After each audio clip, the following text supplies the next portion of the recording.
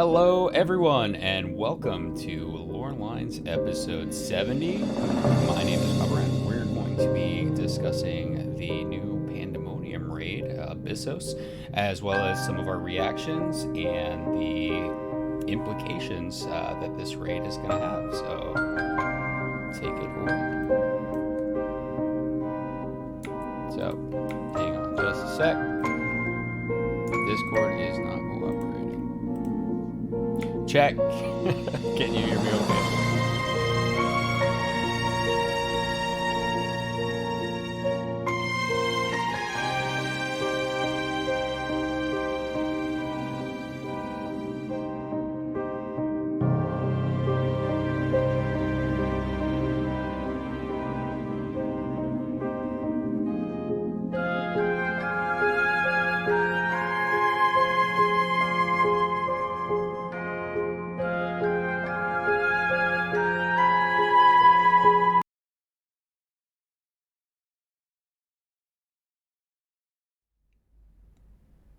Just for now. Alright, somebody say something. It's not lore lines if it's not technical difficulties. Alright, crank myself up. No. Nope, no one right now is audible right now. I'm trying to get the audio fixed.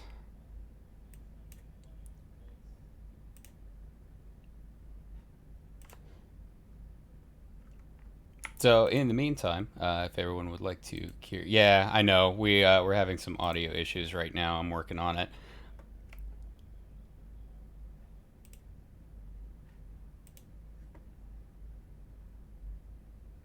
Yeah, Yumi said some pretty awesome stuff, and no one heard it.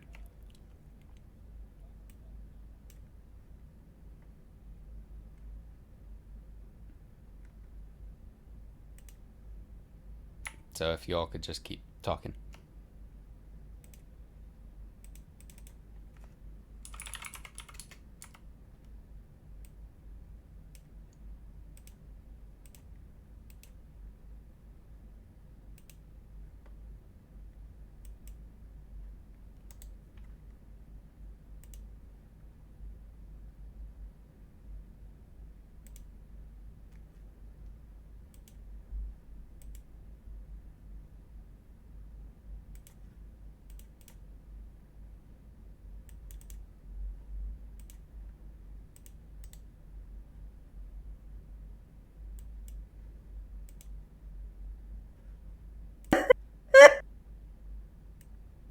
I mean, I die safe or safeless. I mean, doesn't matter.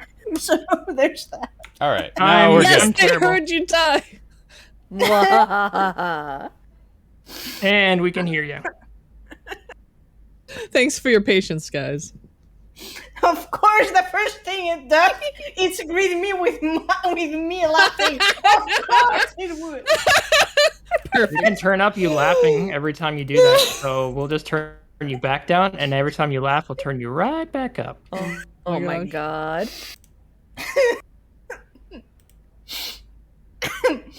They call this the Pandæmonium episode because we're scrambling to fix audio before we begin. Yeah. Yeah, so Pretty you much. might notice that Fao is not with us today. Sarah is not either, but Fao usually hosts our streams, so that means... Look, we're hiding. Oh, great. We just went down. I can see the top of my head. I can see my eyes, and it looks great. This is certainly a pandemonium. Oh shit! Look, I bumped. Oh my god! Why didn't you leave me like that? I just kind of bumped up like Tim the Toolman's neighbor. Oh god. Things I haven't thought about in a decade.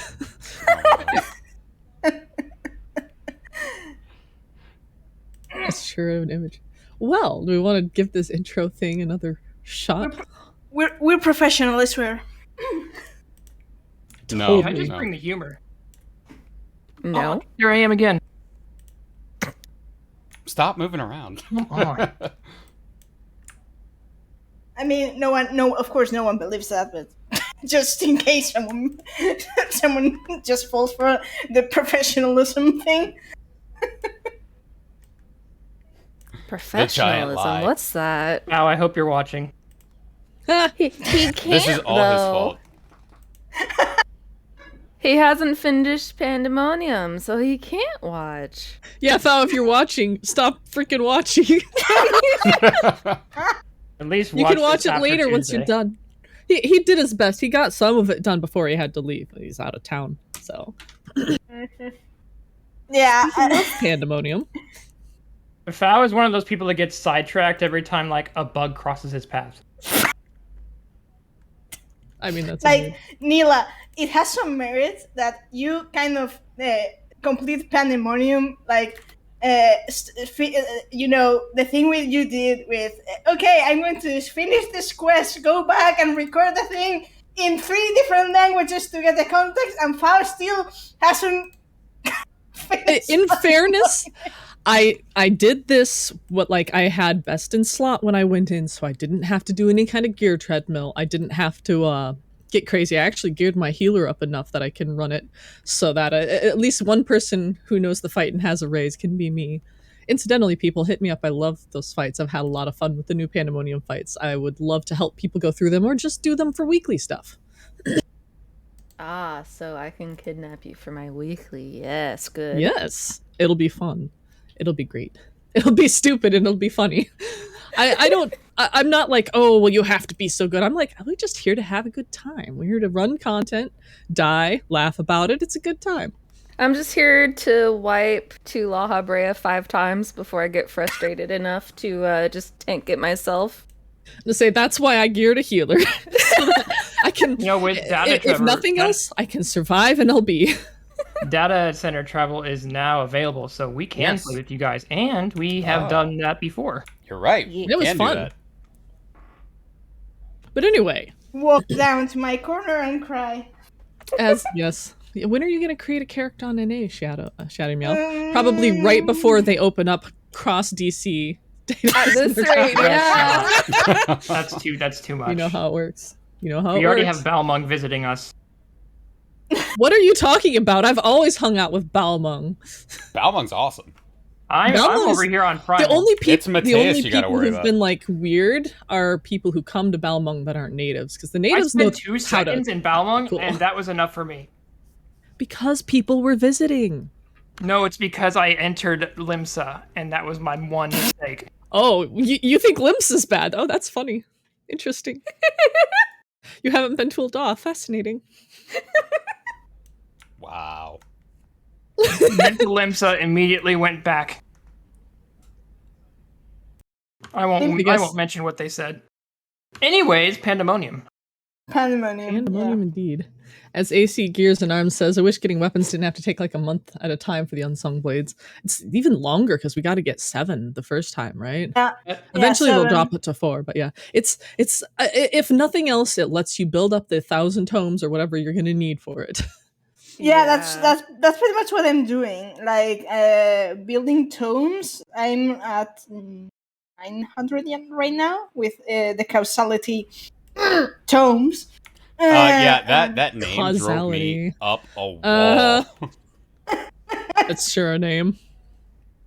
So who likes the raid gear? Who doesn't? I love I'm not the raid sure gear. of that circle on the back. I don't know how I feel about it. Maybe don't play a DPS or a tank and have awesome flame shoulders instead. Yeah, I was going to say, I think it's just tanks and I'll get it maiming, for glam just because Ruin my and class Reaper. it isn't optimal for. I do wish you could turn Hey, Pyro. the effects on and off. But hey, Pyro, man. what's up? If you could turn the effects on, that would be so cool. Yeah, that would be awesome. But I mean, there are ways, but we don't talk about those. we don't talk about that. But We do not I speak of do them. think that it's pretty awesome. And as soon as I put that healing top on, I was like, oh my god, it's 2009 and I'm back in Warcraft. This is kind of awesome because now The I get flame effects the are really awesome gear nice. designs. I love the flame effects, and It's good. Like, I'm perfectly happy with that top. And now I'm like, should I just sport this as a new glam? Do I need to do Savage so I can dye it? yes, you do. Well, actually, I will say the dyeing on these particular pieces isn't bad, but it's not like phenomenal. So that's actually one really nice thing, is that you can still have the cool glow and the cool look without having to dip your toes into something as intimidating as Savage. Right. Just so everyone knows, I'm going to turn the background back on, so it might get loud for just a sec. I mean, Right in yeah, silence.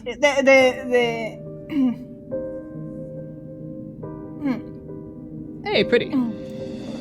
Yep. I was going to say something, but I lost my place. I was reading Pyro and having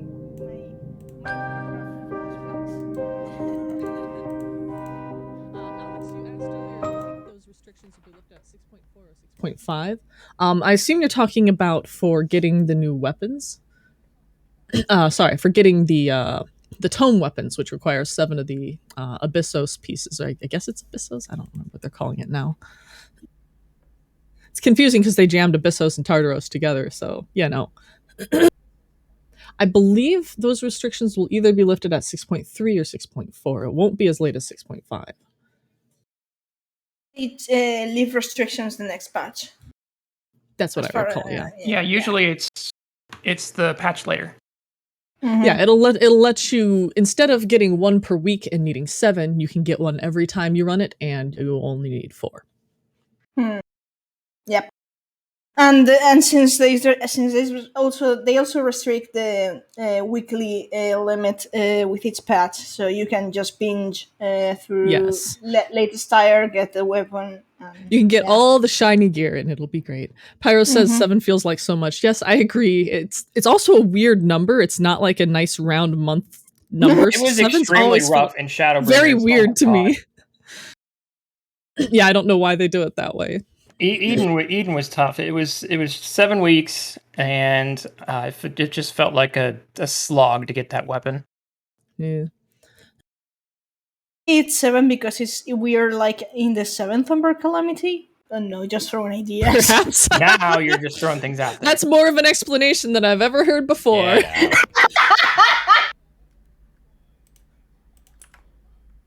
That's like that Final Fantasy 13 thing where everything is 13. But this I should mean, be. they do a little bit of that in this game too, with anything that can be 14 is 14. So it's possible they're just like, well, 14 is too many. How about 7? Get those tinfoil hats off, all right? We're here to How talk about about- Pandemonium. Fine. I was going to say just half of 14, 7. High 5. But yes, so yeah, who starts? Oh, where shall we begin? Shall we just begin Probably with at the the beginning. beginning, or shall we just begin with this last raid tier? Let's do a quick recap for people who might not have watched Neela's awesome video and haven't run Pandemonium Tier 1 in like 4 or 5 months. All right. So there's Dracula.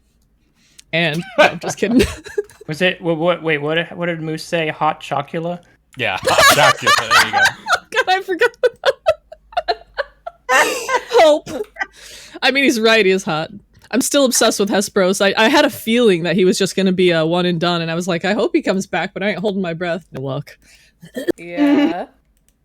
I mean, if he saw La Habrea, I'm sure he'd appreciate that kind of fucked up centaur looking for him. So we get this weird crystal, and it's like something come to Pandemonium. And Claudien's one of those Aporia researchers. They look into the ethereal sea. They're actually the same guys that got in contact with Heidland back in the Anti Tower. Now they're doing stuff here at the Asioscope. I think that's how it's pronounced. I usually call it the Etioscope. Altioscope. Yeah, it's weird one. Atia. Atioscope, yeah. The Prism is what it was called in French, and I was like, dude, that's a cool name. That's so much better. I feel robbed. It's kind of cool. I mean, yeah, it's not very specific. It doesn't sound techno-babbly, but it sounds very artistic. So anyway, you got sidetracked there a little. I do that sometimes. Sometimes We take the that's crystal, how we go to... Wow, you don't have to call me out like this. I mean, You're right, I'm completely guilty, so that's Hi. why. Alpha down there does have some nice follow-up dialogue. Yes, you're right. Yes, Nimgigi, yep, But yeah, so then you go to first, the crystal takes you to Elpis, and head first into an anime trope. Bonk. Hi, Themis. He's like, yo, I'm here to investigate Pandæmonium, and I think you're who I've been waiting for. Let's go. And you go in, and he's like, yeah, there's problems here. Pyro says, quite reminded me of someone. Yep. Yeah, I had I can't talk because of what happened in the first one and now more stuff in the second. Like, it's giving more credibility to this theory that I hate. So I'm going to drop a video about it this week, but I absolutely despise this theory, and I'm going to drop it. Hey, if your theories are anything like mine, if you create a video on it, they definitely won't do it. So thumbs up. Awesome. That's the way to do it. You just be like, hey, I don't want this theory. I'm going to make a video on it. I'm going to drop it this week. Heck yes. But yeah, so we fight our way through, meet Ericthonios, and realize that stuff's going down in Pandæmonium. There's a bunch of like, interestingly, and this was brought up at the start of the second one that we're getting toward, people being that super emotional seems to be weird. Themis was like, wow, these people's emotions are running out of control. That is weird. That's what's going on. So, you know, we may have a little hints at Dynamis lore there, perhaps. But anyway, so Dracula has gone crazy for La Habrea and tries to lock up the party. Who wouldn't? I've been interested in La Habrea for a long time, so I feel very validated. But I'm just sitting here watching people be like, Hesperus, I get it now. And I'm like, yep. Yep. As I sit here drinking coffee out of my La Habrea cup. Nice. I need to get one of those. Those look so good. They are awesome. Anyway, so yes, Hot Chocula has the hots for La Habrea. We fight the Joyzy Phoenix, which was a failure because it came from Joyzy. It's true. Yeah, fucking Silver Fox. And then we kick his butt and try and put him in jail, and he's like, "Nuh-uh, you can't fire me. I quit." Right. Too powerful to be put into horny jail. Legitimately though, like I need to hit played around with it a little in fan fiction, and if he had survived, we would have known way too much way too soon. So like, as much as I hate it, I do understand why they killed him off. I just gave him amnesia, but you know, they're not as good of writers as me, so I mean, what? You were willing to pull out the Kairos again? The what? Kairos. Kairos. Yeah, gotcha. The memory wiping shit. Pyro says of La Habrea, I think his lady might be too smart for his little brain, though. So I do agree it's about to get nasty. Mm-hmm. I'm not a big fan myself of the, I'm such a super genius, I've thought 7 plans ahead, but I do feel like that is the trope they're going for here. So we stopped at the, what was it? Before this here, we stopped at the Hesperos kind of offing himself. Then we start with, we go back in, back to Elpis. We head back and are like... Well, actually, no. First, we have some dialogue to go through for beforehand. Yeah, I was going to say, I would bring up as well that we return to Claudia and tell him about the crystal and return it to him. And then when we go to pick it up, he's gone. Because I think there's something up with that. So one thing I do want to bring up, and I know, Neela, you've been looking at the French version and I believe the Japanese version, where German, the names of the tiers are not Greek-based. They are Christian mythology-based. Mm-hmm. So do you want to talk about that for a little bit? Oh, yeah. Actually, I'd have to look into... Because I recorded all of the dialogue in German and French, as I mentioned, because sick of things not being in New Game Plus or in the Unending Journey. But I haven't gotten a chance to tear through it yet. But we do know that what we call Asphodelos in English was called Limbo, and what we called Abyssos in English is called Purgatory, implying the last one is probably Hell, but I haven't double-checked that one yet. Interesting. But it is very interesting. It's also the name of the gear. It is on the name of the gear, yes, which is where I first saw it. I'm like, wait a minute. They do bring it in with the gear, interestingly, though it is purgatory gear this time, not like hellish gear or whatever. It's not a Final Fantasy game if we don't punch God. Pretty much. Well, I suppose that's the advantage of making the ancients as gods, every time we punch one. Listen, we're going to Pandemonium, and we're going down, and in Aglaia, we're going up. We're going to Mount Olympus, and then we're doing Dante's Inferno with Pandemonium. Yep. And one thing I think is interesting is what the focus on is in each tier. So the first tier, we got Ericthonius. He lost his mom. His dad abandoned him. Probably killed his mom, according to him, and he just feels like, I'm here by myself. The only one who ever cared about me or gave a shit about me was my mom, and she's dead now, probably because of my dad, because he's an asshole. And so, they got the first arc about the son, and then we've got this second arc about the father, La Habrea, and we get this other perspective of, oh yeah, the mom was just using him. She was fucking crazy, and there's reasons we'll go into it a little bit later about why he was so distant. But I just, after seeing, the titles of the tiers in other languages being based on, the Inferno and more Christian mythology, I'm really, really looking forward to, you've got an arc about the son, you got this one about the father, and the next one, Athena, being the Holy Spirit. Every time you talk about son and father, I am reminded of Alexander. And their burdens. It's true, Ericthonius. Which I want to segue into our first dialogue. So all things considered, will it mean that the Holy Spirit bar Athena would have something related to the Phoenix? Maybe. I'm not saying a word. Anyways.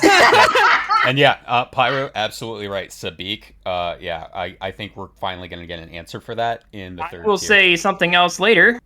Yep. Because I shared this with Coberon, and I have a lot of things to... My head fucking exploded. That's what happened. Yeah, there is P8S secrets that I will share later, and I will give a spoiler context for, but I won't spoil what it is. I'll just say the lyrics. I mean, if we're going to bring lyrics, I mean, I can't speak about this with Cobb here. No. But here, let me go ahead and... I can't! Let me go ahead and read off what one piece of dialogue that we got from Claudian as we started the Pandemonium bit. So we talked to Claudian right before he leaves, and he mentions, from all that we've heard, it appears that time traversal from the crystal at the tower is not fluid. That is to say, one can but travel in predetermined intervals. It would be prudent to check in on occasion in case there are any unanticipated changes. Yeah, that got me thinking. That drove me bananas, by the way, because that means that time is tethered. So as you move forward in time in the present, when you travel back to also moves to the future. So it's not like you can pick, I want to go back to this exact moment when I left. No, if you go back to the future, you spend 3 hours there, and you go back to the past, 3 hours pass in the past as well. Well, consider, Cobe, that this would kind of imply that since we are traveling based on this stone setting us up, that we're fulfilling someone's plan. That's we're so falling curious, into someone's isn't it? trap is what we're falling into. Like, oh, yes.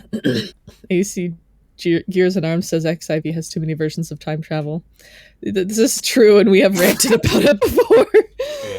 Yeah.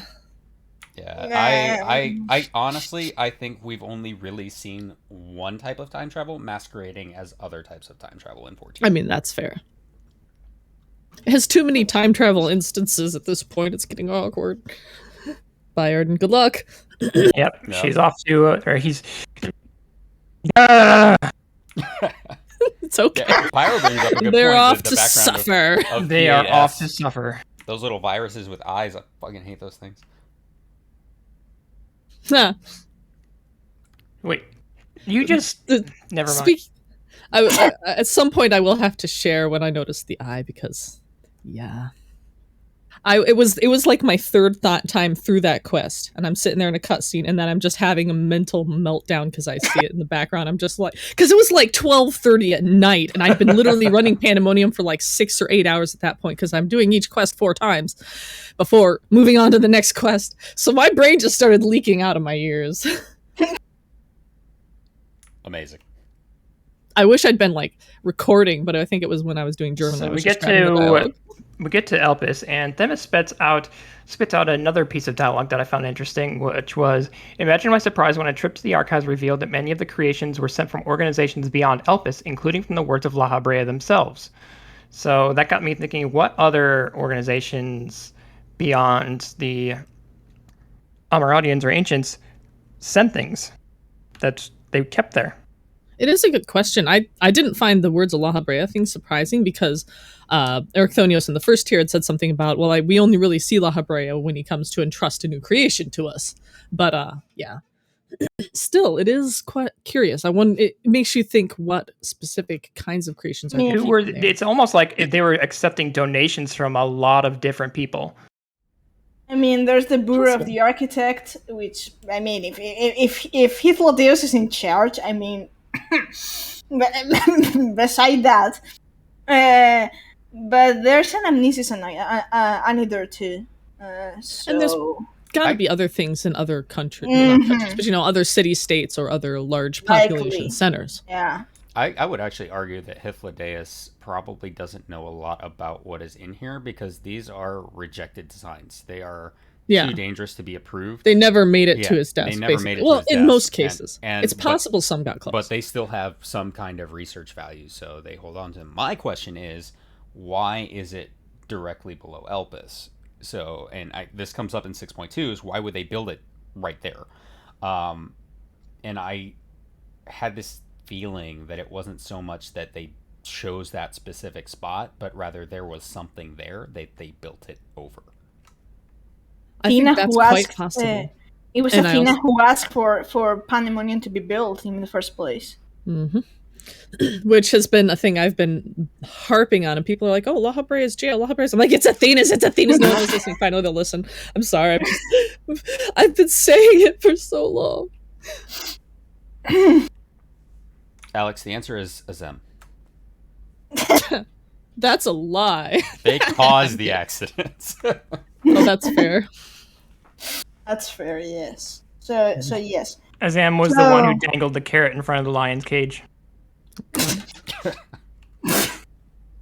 But for example, let's imagine that we've speculated LPs maybe in the Sundead world, the remnants of LPs on the isles around could be what became the Sea of Clouds, and maybe Azizla, which Azizla is brought back to topic when at the end of Pandæmonium because things. Yes. But it makes me wonder exactly what's there in the Sea of Clouds or below or in the general area of Kurthas, which is basically, this whole thing. And I'm kind of thinking, what's below? What can be of this area below that's so important to build Pandæmonium just right there? I don't feel like that's going to be relevant because of what happens at the end where it appears, but not there, but in the sea. Yeah. Personally, I'm inclined to think that he's going to Azizla for a certain crystal. Could be. Pyro says that Yumeya can't understand the lyrics while listening. Do you happen upon them in a written form perchance? I think I remember you sending them to me, and that's what partially made my head. I sure do. Yeah. Excellent. I've been listening as not only to the Scream lyrics, but looking back at Hic Sunt Leones lyrics in light of what we now know, and I'm just like, To go over That's true. We don't, as mentioned, we don't have official lyrics, but for Scream specifically, I've listened to it, and it's not got a lot of distortion. You can kind of understand. The other one, I believe there is quite a bit more distortion, but people have done their best guess. So this will be a grain of salt. These are your Wild Freaks lyrics. AKA, expect some errors. Don't memorize them too perfectly. Yeah. I don't think they will change that much, at least for Scream, because like you said, there's not a lot of distortion, and I can make out most of the lyrics. Yes. There's only a few that I have any question on at all. As Scream, I think, is very close to accurate. And I'm terrible at making out lyrics, so that says a lot. I'm usually pretty good at it, but I have some problems sometimes.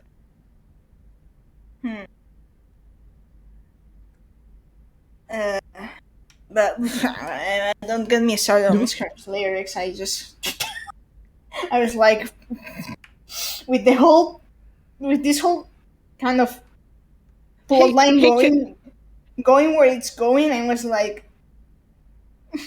I just noticed something. Wild shrieks. Wild child. They both start with the same word.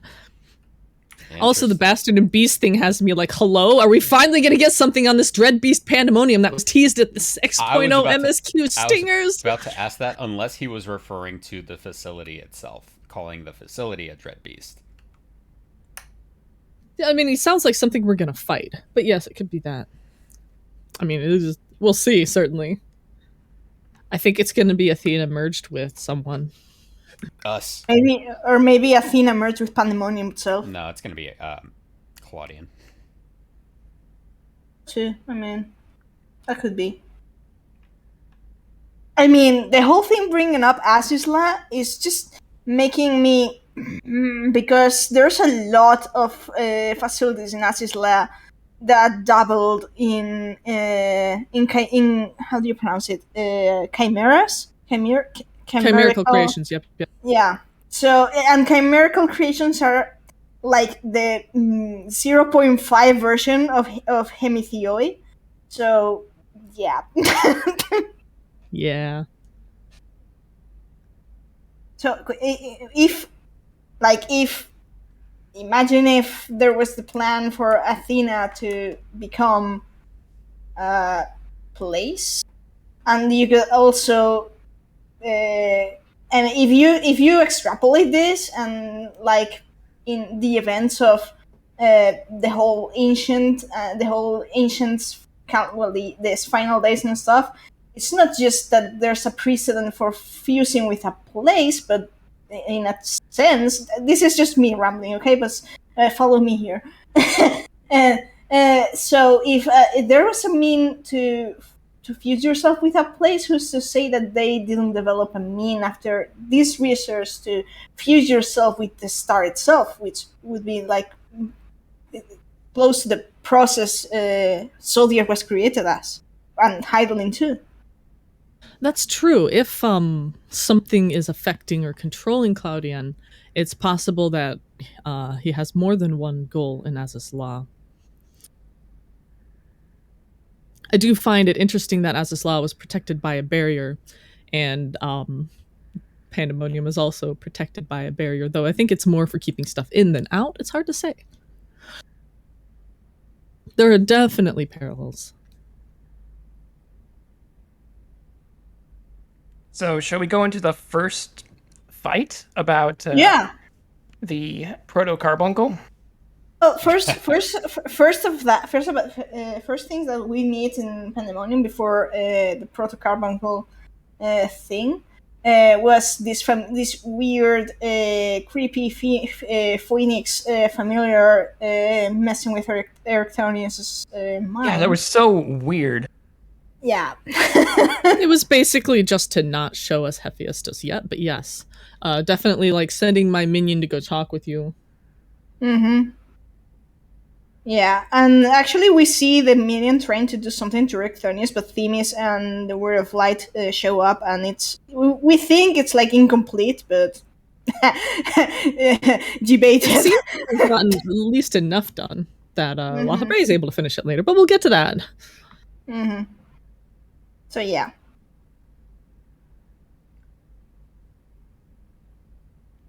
Kishkaman says, I think of it as, where was the last place we encountered and defeated La Habrea, and now someone is going back there. Maybe a part of his essence is left over. That would be awesome. I honestly think they're going to retrieve that red crystal. Like, La Habrea escaped the Sundering. He had a physical object, assuming he doesn't destroy it in the next ones, which we thought he was going to destroy it at the end, and then he didn't, so I'm just like, I thought he was going to destroy a lot of things that he didn't. Yeah, exactly. Like, what the heck, man? You can destroy a little bit. And then at the end, we see, what happens, and then I'm like, see, this is what you get when you don't double tap. Yeah.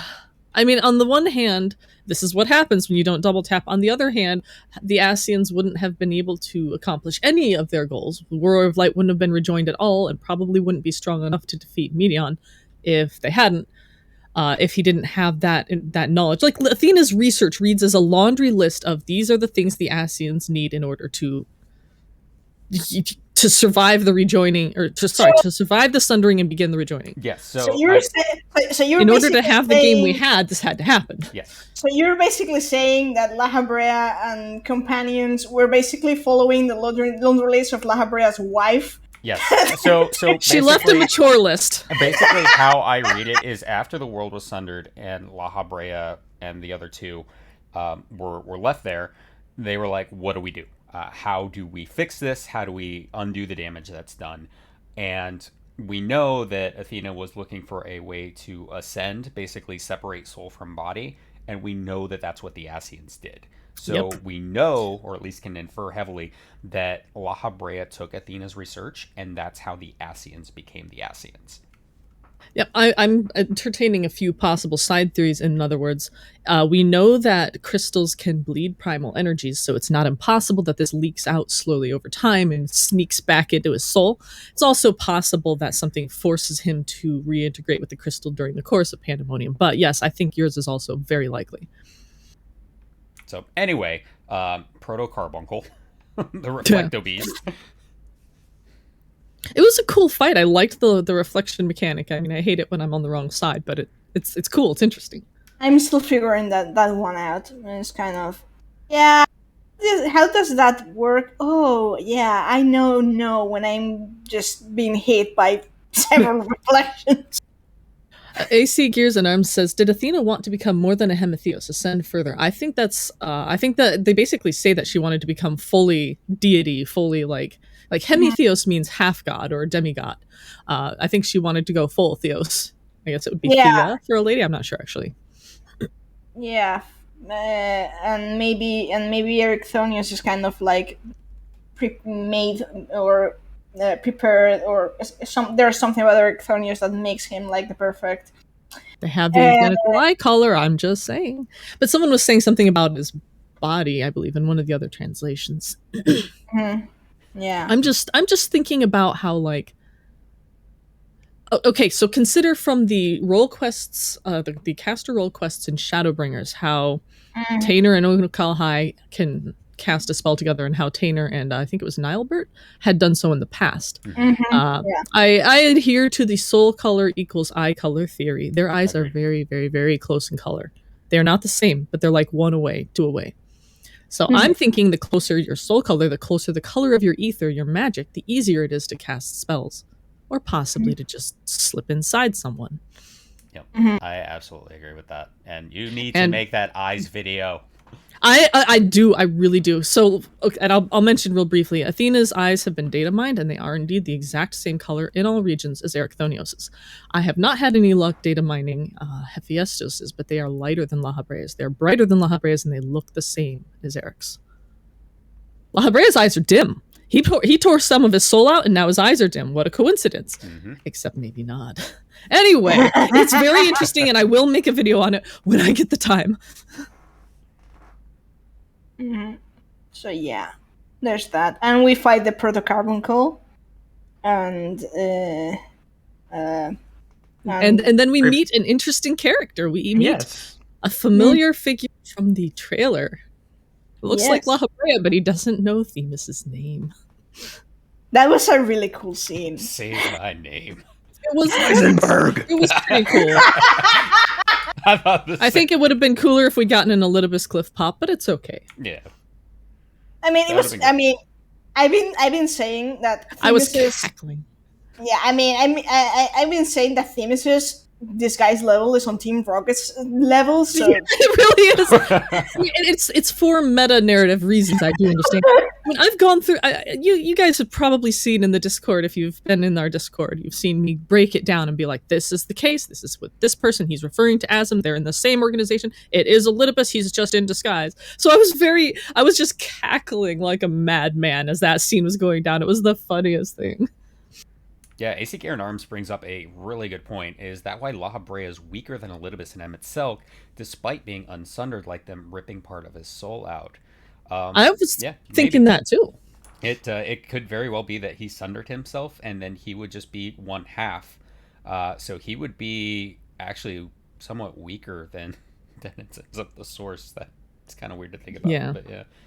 I actually have more dialogue after the fact that we bring him back to the surface and we find out that he is Elidibus. So, going from his dialogue when you bring him back up with La Habrea and Eric, as you are aware of by now, I'm Elidibus. After my dear friend Azam and I detected irregularities in Pandæmonium, we decided the best course of action would be to hide my station as I continued my investigation. Furthermore, I have heard stories that Mistress Vana, who held the position of Azam previously, journeyed with a familiar much like yourself. That made the decision to trust you all the easier. She too now dons the white robes of the advisor. If she placed her absolute faith in you, I knew I would be in capable hands. It was very, very lovely little bit of dialogue there, yes. Yeah. She betrayed them all. Yep. The time. But she was able to vouch for us, so we could go have some fun in La Habrea's wife's evil dungeon. But not actually wife. They definitely. What are you suggesting? More like a fling. But I'm not allowed to answer that question. I mean, don't bonk me. Doesn't La Habrea and others refer to Athena as his wife? Though never.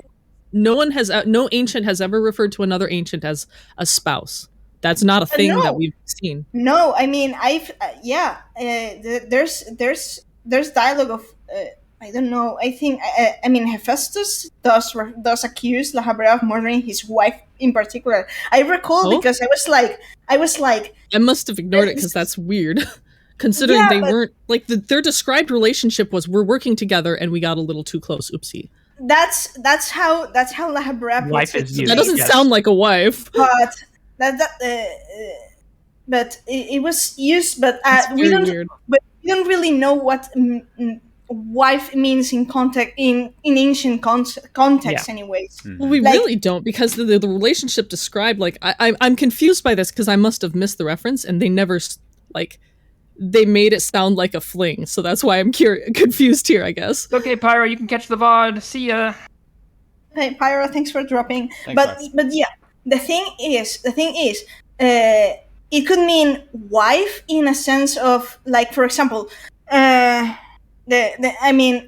example, in I think it's Aramaic, the word if you read Aramaic translation text and the word partner is used. If it's usually male and female, it means spouse. There's no question. That's how it's mean. Even though the word partner can be a bit, ambiguous, but in this case, wife, in terms of in not knowing exactly what ancient culture is like, maybe they're just like. They don't have ceremony. They don't have attachments. There's no like contract lights or this kind of sort of thing. It's just that the person you decide to be with is your spouse, and then you can leave this person whenever you want, and it ceases to be your spouse. Maybe, I don't know. We don't have lore and enough information on how ancient relationships work. So it's kind of makes sense. A bit of. Yeah, absolutely. And I thank you for setting me straight because I had apparently just totally missed that. I imagine it's kind of like in the invention of flying where it's like, hey, we're genetically compatible. Let's have babies. I mean, I can see that approach from Athena's perspective. but La Habrea was genuinely concerned. I mean, it was a genuine concern for him. It was the reason for he in the first place agreed to the soul bin thing, that he wanted to know if Athena ever truly loved him. That's why he agreed to do that and fell into Athena's trap. Oh yeah, he got played hard. Yeah. He's like, I want to understand you, and she's like, I want to drive you crazy. Yeah. I think there's no better description of toxic wife, girlfriend, whatever. Like literally implanted some sort of parasitic thought in his mind. Poisoned his soul, basically. Yeah. Athena, Yeah, it's a little messed up. Athena is a toxic MMO player confirmed. Alex says she really isn't like the other girls. Right? Makes sense in terms that we are specifically. I can't speak today. We're specifically told that this word pandemonium is for creatures with toxic and poisonous abilities, and then we happen to the whole shebang about Athena poisoning La Brea's mind. So yeah, there was a whole lot of that this tier, wasn't there? Yeah, well played. Yeah. So after we return to the surface, we speak a little bit to Themis and La Brea, get a few bits of information, get a few kind of conversation between Eric and La Brea, get to see a bit of that, and we go into the second fight, which is, I'm going to leave this pronunciation up to you guys because I'm going to screw it and I'm going to look like an idiot. Hegemony? Hegemony. Is it Jizz or is it hegemony? I'm not sure. I'm not going to argue this. I mean, I would pronounce it in Spanish, but that's not why we're here for.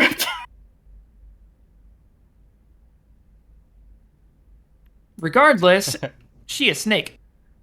She's snake. Yeah. With the hegemony. I mean, considering the following keyword, she kind of draw the long straw because poor Adixis. Well, in Greek mythology, she was a goddess of plants, specifically making them bloom and bear fruit. So take from that what you will. Well, we got lots of weird, funky plants in the area. That sort of makes sense. You mean Adixis or hegemony?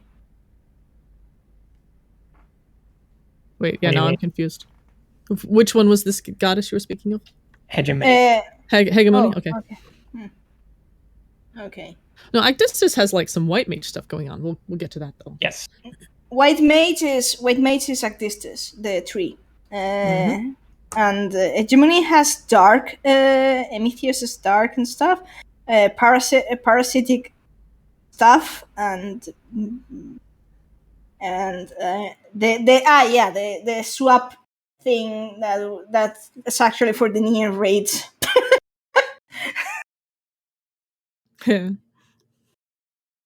Yeah, there's a lot of dark abilities and then a lot of this like parasite poison stuff.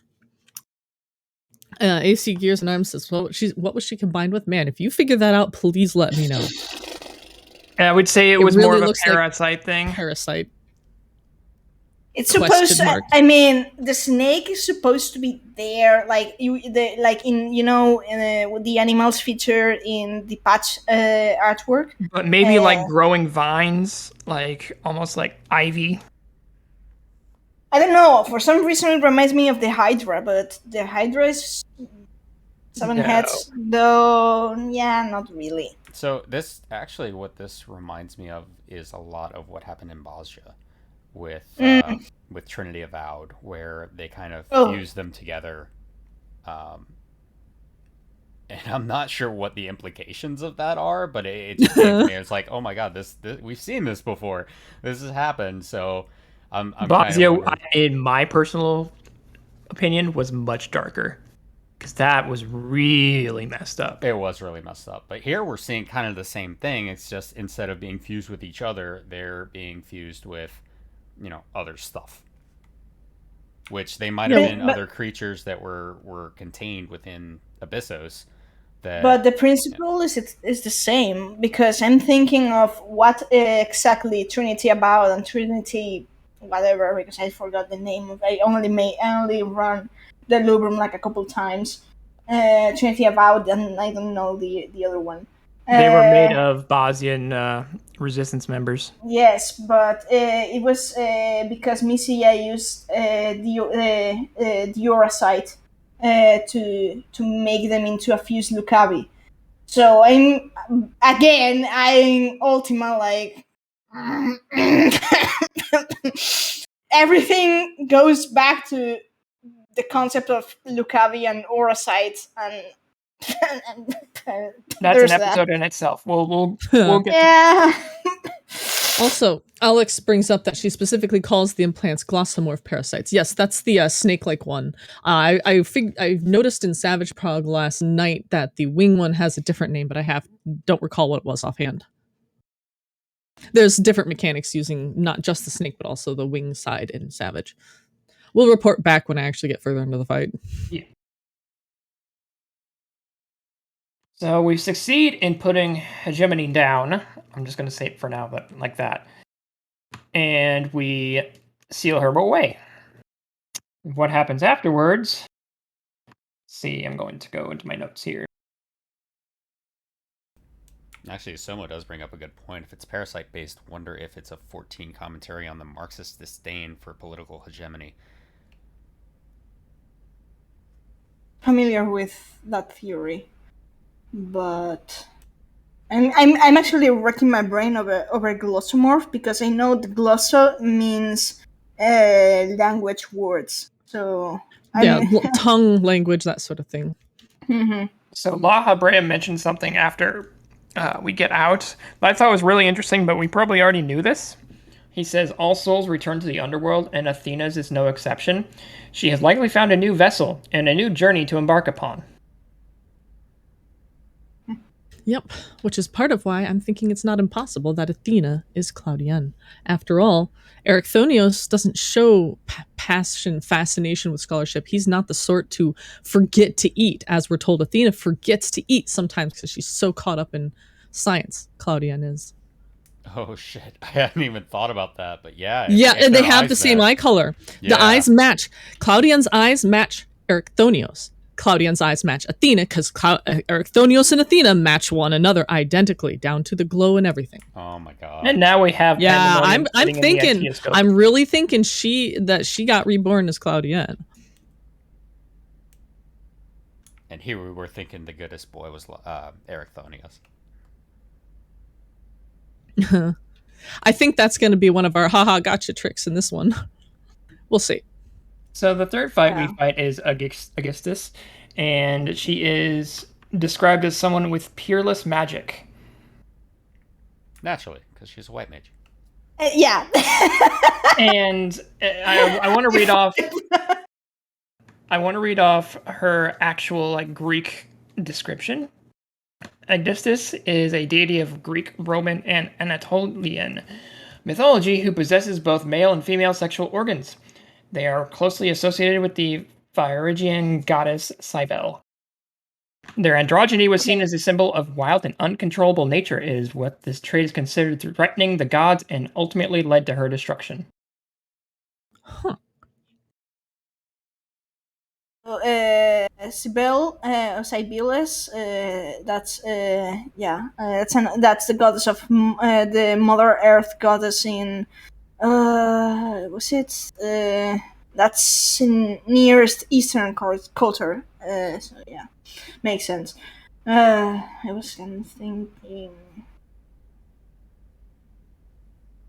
was thinking something, but yeah, I just she basically became partially assimilated to aspects of the Earth goddess Gaia, or her Minoan equivalent Rhea, and harvest mother goddess Demeter. Yeah. But yeah, this was an interesting choice of name for Aegisthus, but I mean, she's a tree. Yeah, I was like, it's going to be the tree when the previews, and it's going to be just a dryad, and then we saw poor Aegisthus join to the tree, and it's like, and it's not so much, it's not so much like bisexual energy that it's throwing at us. It's pure unadulterated rage. True. I mean, Themis makes a few comments on all she knows it's rage and all that during battle. I was just sad that they messed up the hot one. And yes, they do look like the Behelit eggs from Berserk. I thought the exact same thing. I mean, Actistus, I mean, I have to give it to Actistus to be even in normal, not even savage. She has a really mean healer check. Like, really mean. Oh, I love it. We need more I heal mean, checks. yes, but I mean, it makes me feel useful. But at the same time, it's like, oh, fuck. Yeah. AoE. So there's actually two stories surrounding Augustus. According to Pausanias, Zeus unknowingly fathered Augustus, a superhuman being who was both man and woman, with Gaia. In other versions, there was a rock called Agdo, which Gaia slept upon. Zeus impregnated Gaia there, and she later gave birth to Augustus. I think that the seeds, the acorns that are used during the fight, are a kind of a throwback or a callback to the fact that she was mothered by Gaia. I mean, I'm also familiar with Greek mythology, but every time it doesn't matter to deliver. If you're a god or goddess, you were fucked, and you were. You're fucked. Zeus. Yeah.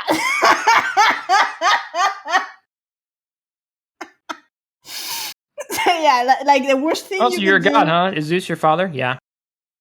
like the worst thing you could do in Greek mythology is scream to the heavens, Zeus, take the wheel, because no.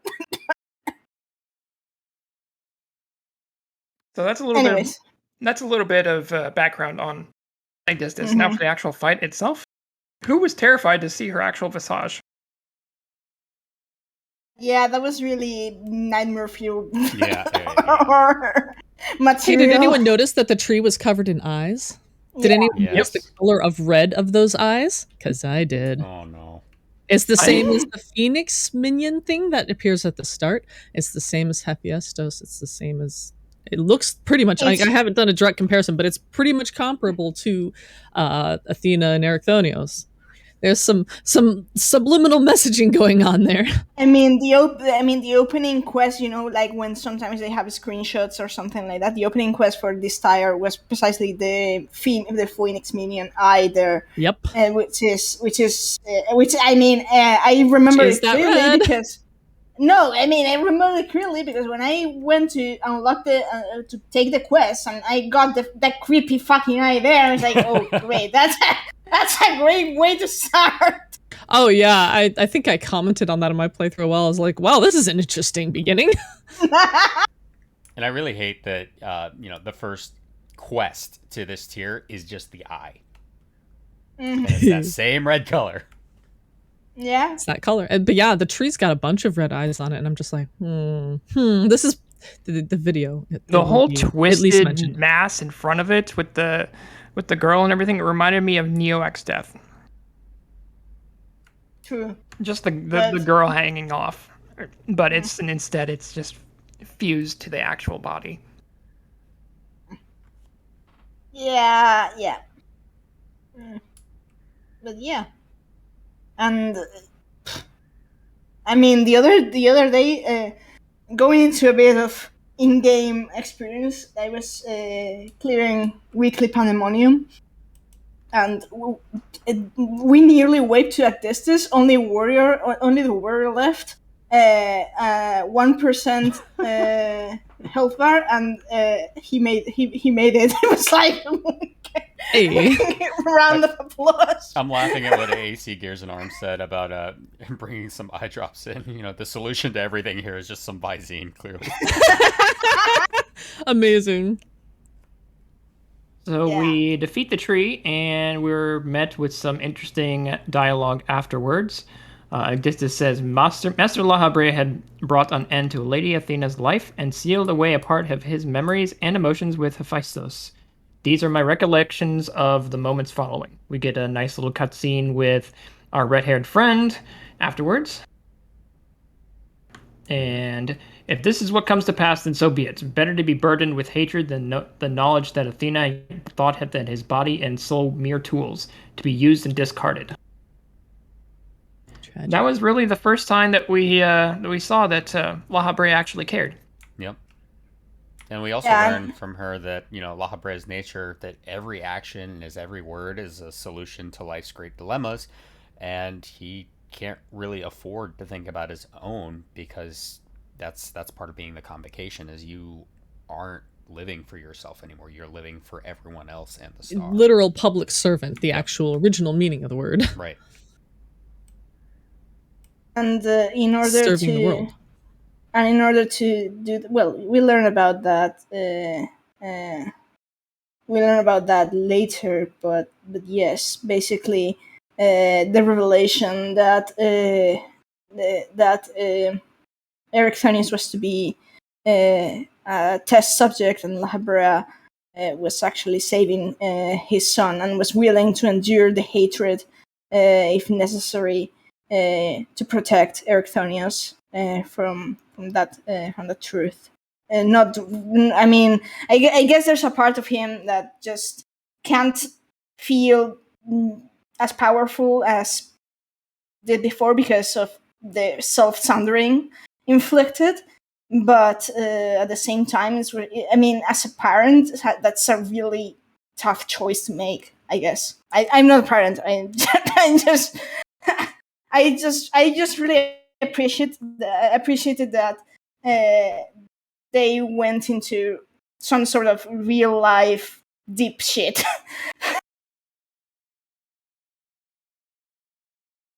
So yeah. Yeah. And then we get to the final one. Yeah. Neil, I'll let you talk about this. I was going to say a little something happens first. We see father and son get into a little bit of an argument, and some kind of he gets too mad and emotional, and he starts hearing a voice, and then he screws off to go hang out with Hephaestus instead of us. And that's why we have to go after him.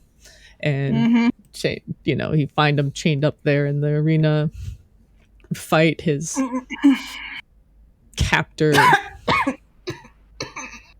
You all right there? Got that Spanish cough again. No, I'm not fine. I don't know why I'm not fine. Why aren't you fine, Meowth? Would you like to elucidate? No. No. With Go Here I can't. I can mute myself and you can just post in chat when we're good. No. We got to talk about it at some point, but yes, he'll get there. Yeah. Play 13 trilogy. Go watch Meowth's lore drive run of it. No reason.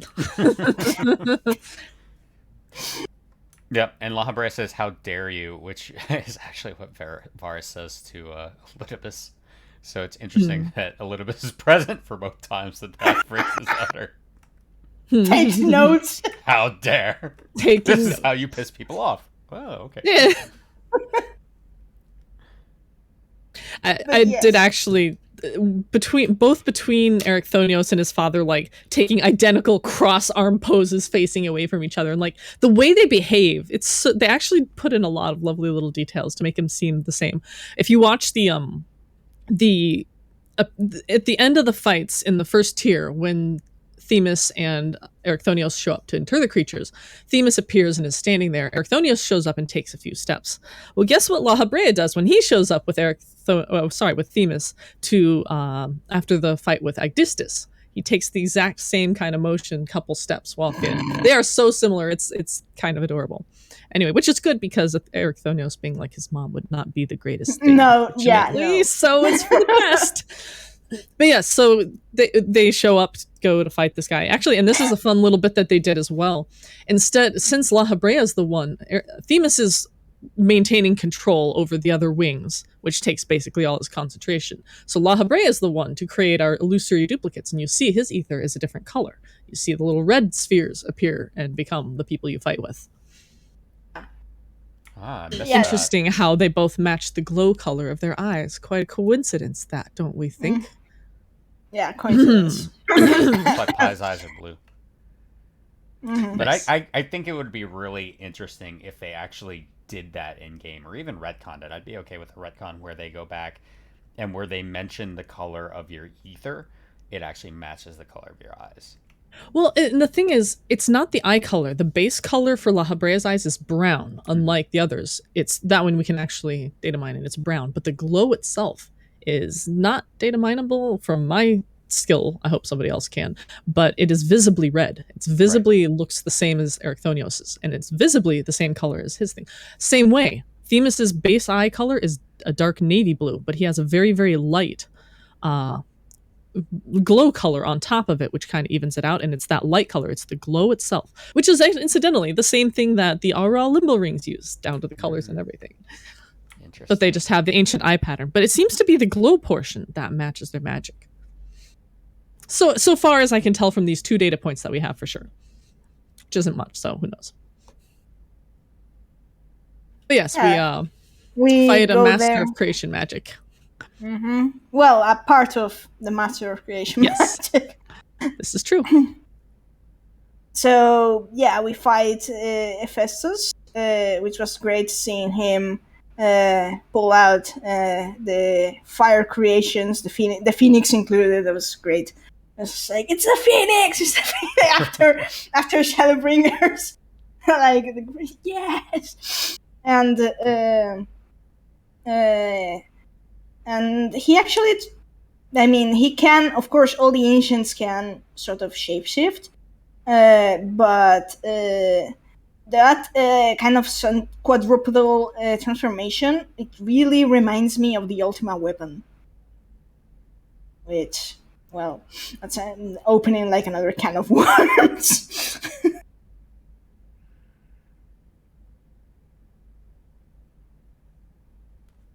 That I will leave discussion for later.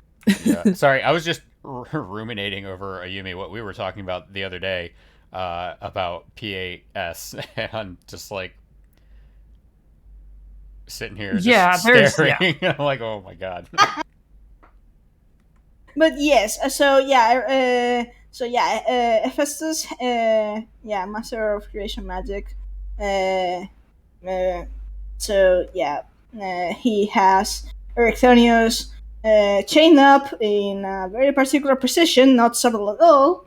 I mean, it's not subtle at all, especially regarding things, but at the same time we've discussed, they're following like Limbo, Purgatorium, and Christian mythology stuff. So having that post, like that chain post there, that's the least.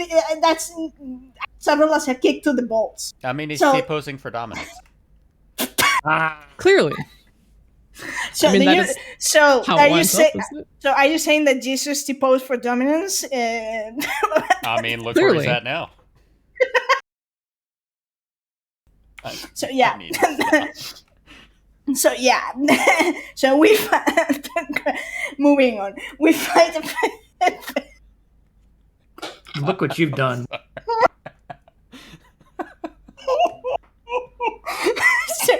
So Jesus didn't die for our sins. He just T-posed for them. I'm not allowed to talk anymore. You guys are all terrible.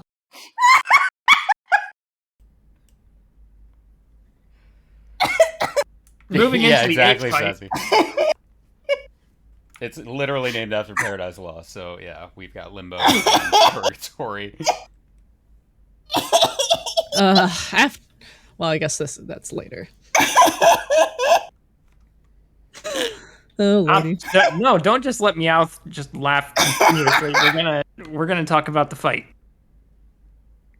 I mean, it was a cool fight. Lots of symbolism in the fight. Actually, you see the masks, the glyph on the ground, and you see it in some of the attacks. All those voice lines from the trailer are said there. That sort of thing. Well, that and interestingly, he has like. Go ahead.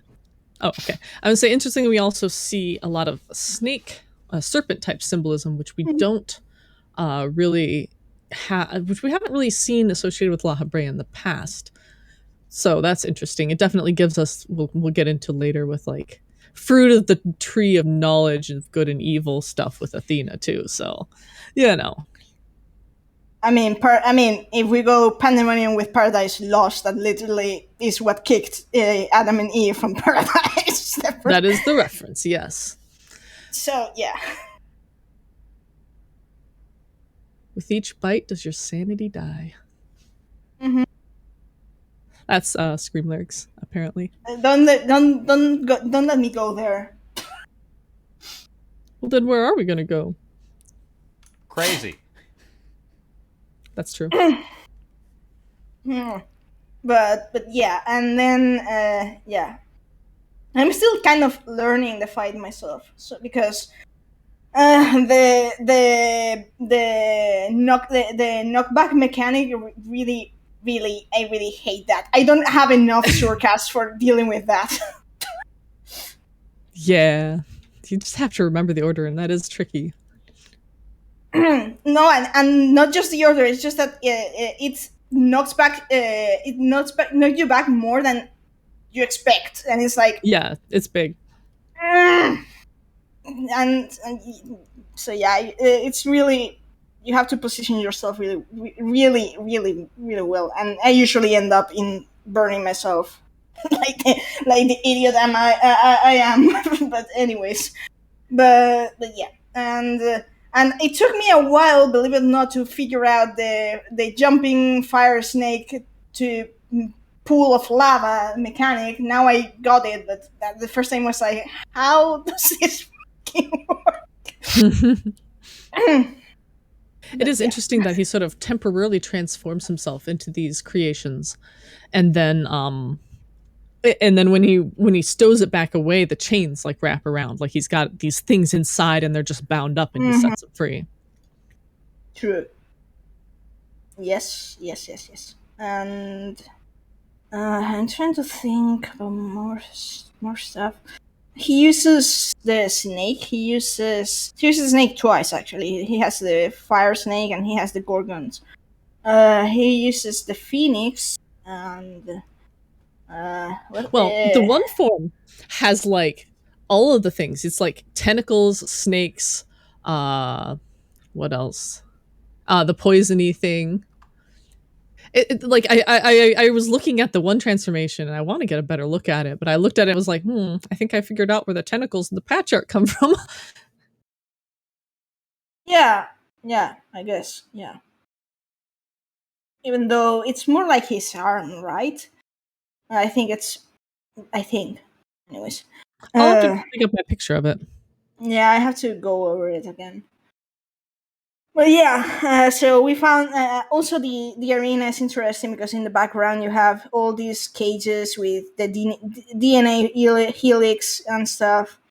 Interestingly, it's the helix shape, but it looks like blood vessels, like an artery and a vein. That too, yeah. Which is a weird synergy, fascinating, because it doesn't have the nodes that you would expect on DNA. It works. It works kind of helix. It works either way, because no matter DNA helix or veins and arteries, it all relates to the bloodline. Remember the blood cells that I swear I saw in the patch art. I was like, yep, found those. Yeah. So it relates to bloodlines and heritage, genetics. You and I are just like vibrating right now. I shared some information. But yeah, there's that. Thinking about something else. Are we going to comment on the final cutscene? In which, yeah, go. I will make my observations later. Yes, go ahead and take it away, Neela, while I give this little thing to Meowth so she can listen. Oh, okay. The final cutscene was interesting. We learned they did something like it tells us a lot about La Habrea's character, that he's willing to literally risk his sanity to find out if she loves him. And I'm just like, want to smack him for being a dumbass. But I guess we wouldn't have a game if he didn't. I mean, it's a very important lesson. Don't stick it in crazy. And if you do stick it in crazy, don't mind meld with crazy. But yes, it tells us about him as a person, that he truly cared very deeply, and that he was capable of making maybe not the wisest decisions, but out of a genuine place of caring. And then he basically rips that part of his soul out and locks it up because it's led him to such tragedy and because it's tainted with these memories and this theoretical drive kind of thing. Yeah, I think it's very interesting that he was so in love and devoted to Athena, and Athena just kind of saw him as a sperm donor for her experiment. Given that Hephaestus's eyes are basically identical to Athena's, I really do wonder if she intentionally seduced him, not because he's La Habrea, but because she's like, I want a baby with that ether color. Yeah, maybe. I don't know. It'll probably come to nothing. We It'll do probably know that she prepared the vessel for Hephaestus in advance because she expected La Habrea to rip part of his soul out once she merged with him. Such a weird Yeah, thing to just assume someone's going to do. She's playing 3D chess here. Meanwhile, La Habrea yeah, she created the template to Ascian Prime. Yes. Yeah. Yep. And I do wonder, because they speak of the fact that Themis brings up, oh, you guys did a soul bond, implies that it's not like anything she invented. It's just like a known or done thing. Right. But it's still kind of a, you did this. Apparently it's not commonly done. Because it's dangerous, and this is why. Yeah. Because if someone got the crazy, you're going to get the crazy too. Makes one wonder if how used the ancients are to cases of major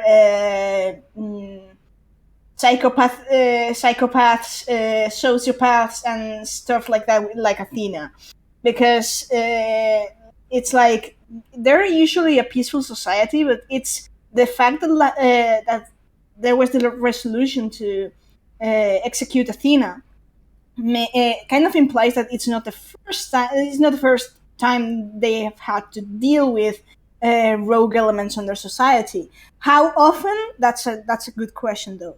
Yeah, I would think it would be rare, but I agree with you. I think that this is definitely not the first time this has happened. And I think that if there is, some kind of psychopathy where, someone is crazy, then they would just say, okay, well, you're going to go back to the star now because clearly your corporeal ether isn't all that great. So let's get that soul ether into another body and dunk you back in the bloodstream. So we'll see you next life. Yeah. I mean... But we really only know... It is odd. Yeah, we really only know about life in Amarant and Elpis, not really the rest of the greater Unsunder world. Yeah, and one thing is the big capital. One thing is like a research facility with. I mean, they acknowledge that the people at Elpis are like another breed, so to speak. Yeah. So Elpis is already different from the people of Amarant. So there's like, how is the rest of the Unsunder world like? Like people tend to assume they're pretty much like same, but likely there's likely lots of different flavors, and even if you want to call it minor, that's certainly have to be minor subcultures. It's impossible to create to be a society that large that doesn't have like these subdivisions. Oh, absolutely agree. And we know that Elpis is basically the boonies. Yeah. So. Yeah.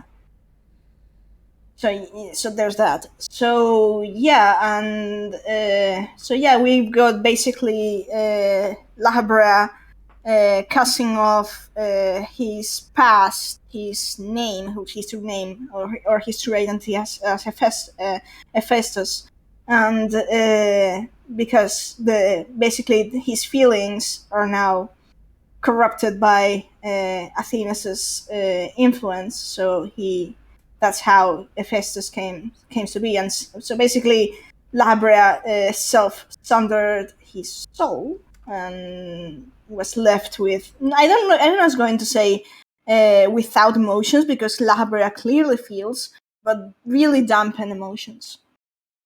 Strict control over them, I believe, would be the best way to put it. Mm. He feels it, but he doesn't let it like move or control him. Mm-hmm. Yeah, more of a rationalized version of himself compared with his younger self, which basically let himself be poisoned because and honey trapped by Athena. So there's Yeah.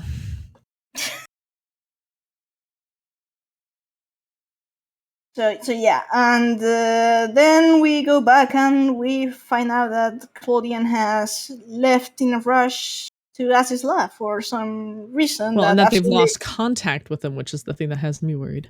Now, even odds, it'll be like, oh yeah, there was some interference, and now he can talk to us just fine, when we come back. But it does make me worry a little.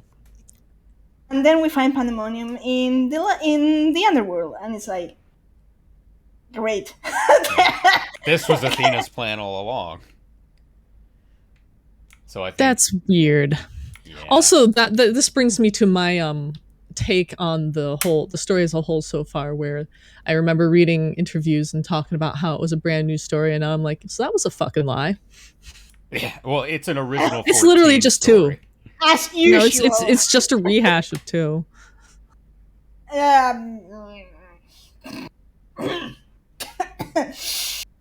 Yes, and but yes, mostly, but it's got elements from other titles. Of course, you got the reference for 9, which I mean makes sense because well, I mean 9... I'm the one talking about the red eyes. Yeah, but yes. But I mean, after all, 9 does have a Pandæmonium, so it makes sense. But here I am myself thinking, Final Fantasy Type 0 has Pandæmonium too, and there is a certain type of Pandæmonium in the 13th trilogy. So. Miatha's been screaming like for the last 2 weeks, and I'm still going through Lightning Returns, so she can't say anything because she doesn't want to spoil me. But she's been screaming, so there's something there. You're not even. You've just gone through a tutorial, Cobb. I can't say a fucking thing. So yeah. So Neil is Neil. I have Neil here. He's likely smirking because he knows the entire shebang. And half the time I'm smirking, half the time I'm racking my brain. Wait, which detail was this? Oh crap, where was that? I forget. So yeah, there's that. I do want to talk a little bit about what drove me nuts about Pandæmonium Second Circle, which we mentioned earlier that once Elidibus reveals that he's Elidibus, he doesn't hide that the other person that was investigating Pandæmonium was Azim. And that kind of confirms everything we learned in the first one, that Azim told him that you would be there. Azim said that you would guide him. Here, Azim knows that you're there and thinks it's hilarious that there are 2 of them running around. And La Habrea is like, all this talk of journey smacks of Azim. Will you please shut up about Azim? And it feeds my theory so much, especially now that we have Zero and they play the Maker's Ruin while she's on screen, and I'm just like, fucking God, no. Where eventually we rejoin with all the shards of ourselves, and once we do everything we want to do, there's nothing left, and we're like, all right, let's go back and become the original unsundered Azim, who took over after Vana. And it drives me absolutely insane because it's not foreknowledge, it's memory, and they remember everything that happened. And that's how, as Elidibus says, she has, or he or she, for me it's a she, has a way of knowing about these things, but she's usually very cryptic about it, because she doesn't want to change the future. That's why, but she needs to position everyone so the future plays out in the same way. And it just drives me up a wall because I hate this theory, and it's looking more and more likely, thanks to this raid tier, that this is. There could also be an element of foreknowledge, or someone feeding some information. I think there's ways around it, but yes, I mean, that's what it is. My guy's Nothing name about Apollo, time. so it's definitely foreknowledge in his case. I mean, unless Azim has the same gift as Mikoto does, which, by the way, it would suck because that's the worst So kind of echo ability, but fine. Well, hers is limited in that she can never ever change it. That doesn't mean other people can't. Just say. I'm not a fan of what they did with the Echo and Elpis, because it's so much more than just, oh yeah, let's see the memory ether that's hanging around in the area, because we've seen you can do more than that, and it's definitely not just that. It's basically whatever the devs need it to be right now. Should we discuss the Scream lyrics? Deus Ex Machina. We have not. Let's go ahead and get into that, and I also want to discuss P8S. Yeah. I'm going to go ahead and reveal the name of the song, but not officially like what it sounds like and all there. It's called White Stone Black. Yeah. So I'll let you sit on that for a moment before we dive into it later. So let's go with Scream. Do we have a way to show the lyrics, or should we just sort of read them off? I'm not sure what would work best here. Probably be better to read them off.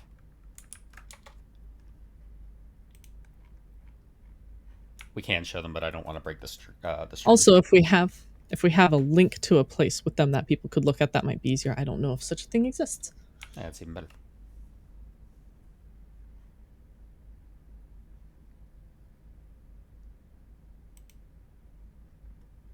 Yes, this is the one. If you haven't had a chance to listen to Scream, it's the one with the female vocalist. People have compared it to a couple of female-fronted rock bands. It's very fun to listen to. Nightwish. Yeah, that sort of thing. It is not like Nightwish. It's more like Within Temptation. It's not like Nightwish, no. Oh no, I'm listing off. There's one that I'm trying to remember. Hailstorm or something. What was the Hailstorm like? Not Hailstorm. Oh, not Hailstorm. No, okay. I don't really listen to them. I listen to Nightwish enough to be like, nah. At any rate, the lyrics are actually decently comprehensible, so it's hopefully not too much of a Wild Freaks situation. It's also sung by Akino, who's pretty well known. She worked with Hiroyuki Sawano, and I swear to God, if the next freaking expansion has him making some guest appearance, it's over. It's the best soundtrack ever. Nice. And Yoko Kanno, she also worked with, so it's like, oh God, she's really good. Some talent, yes. If you don't know Yoko Kanno did all the music for Cowboy Bebop. So. Ah, okay. I hadn't known that. Thank you.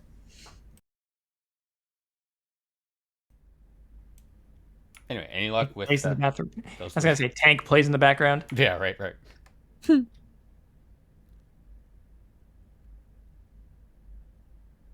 music is a character too. I don't know while if you there look is... for the lyrics, do we want to talk about P8S really quick?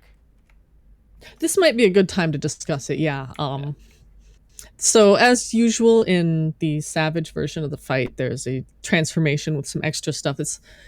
The Savage versions are not technically canon, but of late, especially since Shadowbringers, basically, they've been weaving in little hints and like tidbits of it's probably lore into these fights, and this one is fascinating. I originally wasn't going to watch it because I do raid Savage and I will get there eventually. Give me a couple of months, But enough people were screaming loudly enough about it that I gave in and checked it out, and I don't regret it. Little bit of body horror warning, but boy, it tells us a little more about Hephaestus and the character of La Habrea's emotional and darker side.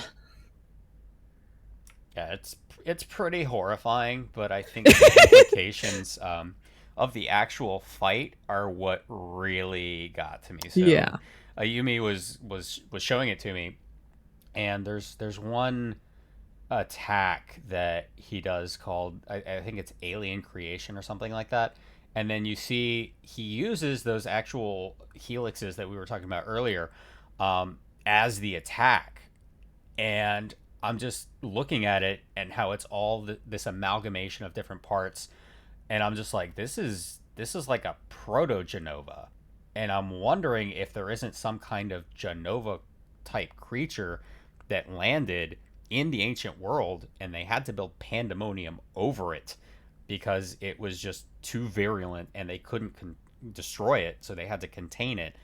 And it's just making my mind race of, okay, if there's one, then there's more. What is this thing, and why is it here, and what happened to it? And now we see it appear again in the future, and I'm just like, oh, so if it got into Athena at all, then of course she would, be obsessed with trying to, do this research, kind of like Sephiroth was obsessed with bringing Genova back. And it made me just start thinking, okay, are we finally going to get our big 7 reference here in 14?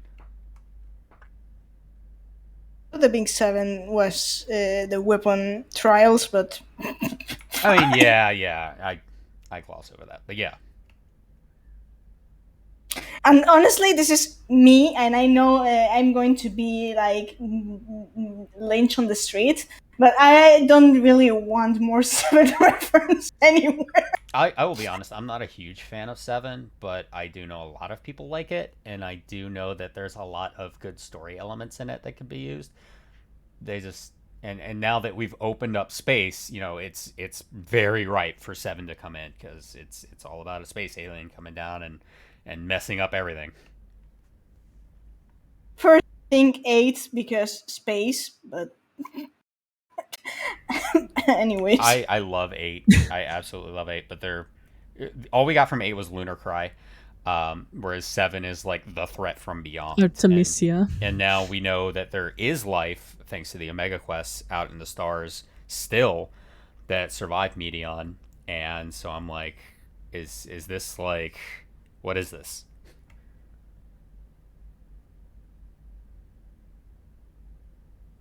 Yeah, it's a lot.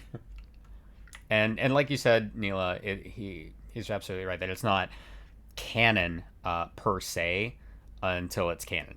So when Eden, the transition happened, I was like, this has some seriously heavy lore implications, and now so does this. And it's not just, X-Death has a new form. It's actually, okay, this is teasing at something, or this is part of something, or there's some development here that can't be overlooked. Indeed. Much like in extreme versions of fights usually involve are in a similar place canonically, but Hades Extreme using things like, again, the Martyr, again, the Abyssal Celebrant, to summon back shades of La Habrea, Igiorum, etc. for the fight mechanics was another one of these. It's not technically canon, but it's canon. Tying it to the Science of Light and 12, who have those same titles.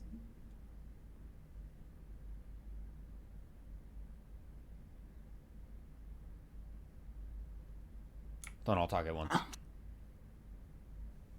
Very well, if you insist.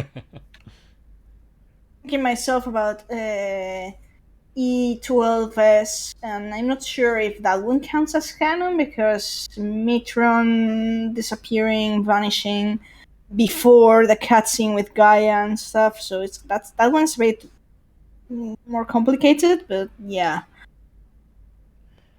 Yeah, it seems to be that the events that take place are not necessarily themselves strictly canonical, but the tidbits and hints often are intended to be analyzed and considered. Yeah.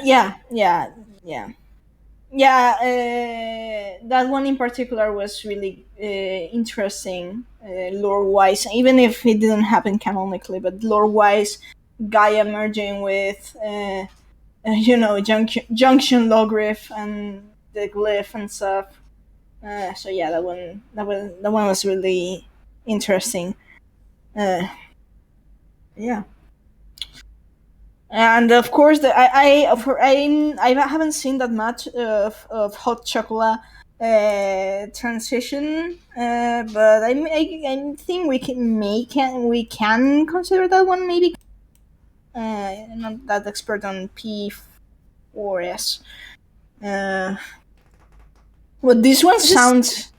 His transition was more just like, let me stuff more, either stuff more creations into me or manifest more creations in, or possibly just the Vrikalakas had a lot more birdie things going on than we realized, who knows.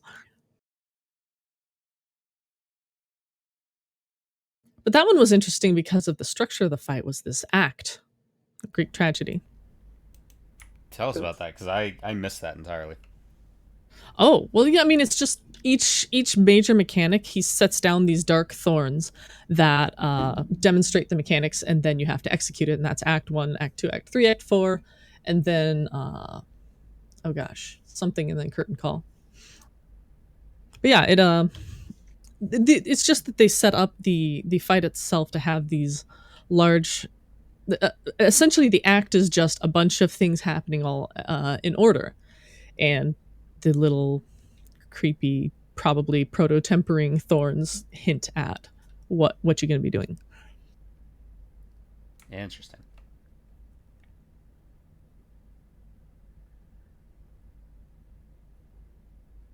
There's a Japanese band that Alex adores called Genova Virus.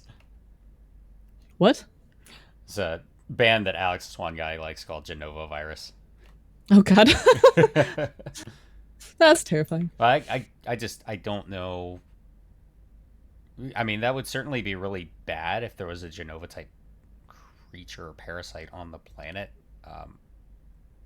But I'm not sure where they would go with that. I'm still thinking about the whole time problem and that thing that appeared in Ultima Thule. Yeah. It looks like a temporal rupture to me, but I watched too much Star Trek. Yeah. So. There he is. Yes, sorry, I had to step away for a moment. Did we already go over Blackstone White? No. Or Whitestone Black? We were talking about P8S. I mean, that's what I mean. Well, not the song, the actual fight. Oh, and talking about Genova. Is this something Neela wants to discuss or no? No, that's fine. I just don't want to listen to it is all. You don't want to listen to it. Okay. So the song itself is extremely distorty, as per usual, as a lot of the songs that Silken produces are. But I very clearly you are able to make out at least a verse, and the verse goes, "Silence brings violence, violence swears to silence." Huh. A couple of things to go and take from this. It could be that silence, being La Habrea, brings violence, Erichtonios. Violence, Erichtonios swears to silence. Erichtonios mad at his dad. Huh. That was just one take I got off of it. But a lot of people still haven't cleared it yet, so I will leave you all to either watch or, find out for yourselves on what this song will mean. I will say the first thing I thought was silence, La Habrea, after he tore his soul piece off, and violence being the piece he tore off. But that's just my first impression on hearing this. Interesting, though.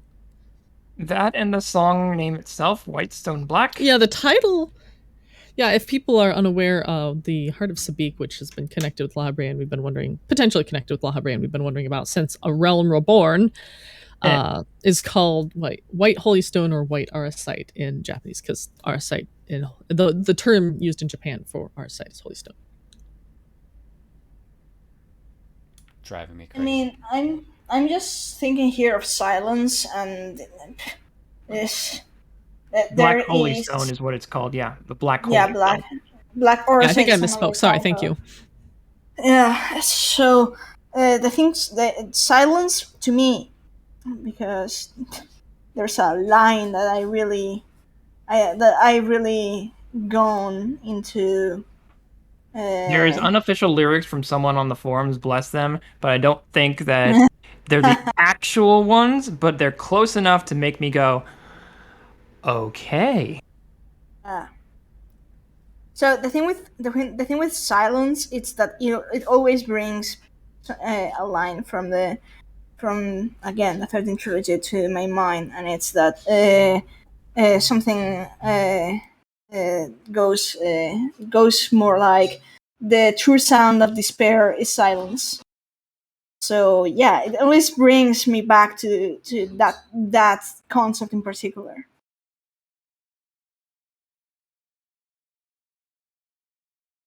Did you guys talk about the well, no, I'm not even going to go into it. Neo's still here. There's not much I'm holding back on. It's just that song. Just listening to it. So you've seen the visage. Yes, I did. I mentioned earlier, but I think you were AFK. I was originally not going to watch the transformation. I was going to wait till I got there, but too many people were screaming too loudly, and I went ahead and looked at it, and I don't regret it. Because holy cow, there was a lot to that transformation. Well, yeah.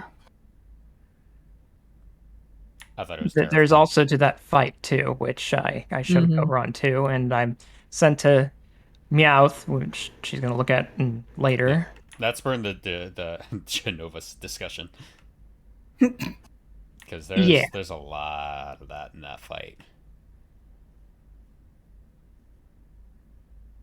Yeah, Ayumi, could you actually drop the lyrics in the Discord? Yeah. And do we want to talk about Scream? Or did we do that already? I don't remember. If we go into Scream, I will be screaming internally.